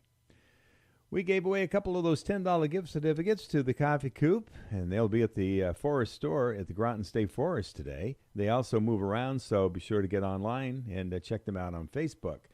Congratulations to Patty Hart and also to Marie Downer, our winners this morning. And we look forward to hopefully making you a winner next week, as we'll be giving away a couple of more sometime between 6 a.m. and 9 a.m. A couple of things we want to remind you about. The Fall Paddle of the Border is still coming up. It's the 23rd year, Sunday, October 4th, 2026, from the Newbury boat launch all the way down to Bugby Landing. So be sure to make that part of your plans, as there are a lot of things that are going to be happening in the listening area, including the Vermont 250th commemoration, Newbury, that is celebrating that with a lot of things that are going on. So be sure to go to the website and check it out. And don't forget about So Long Summer and Hello Fall. That's coming to downtown Wells River pretty soon. So be sure to listen for that.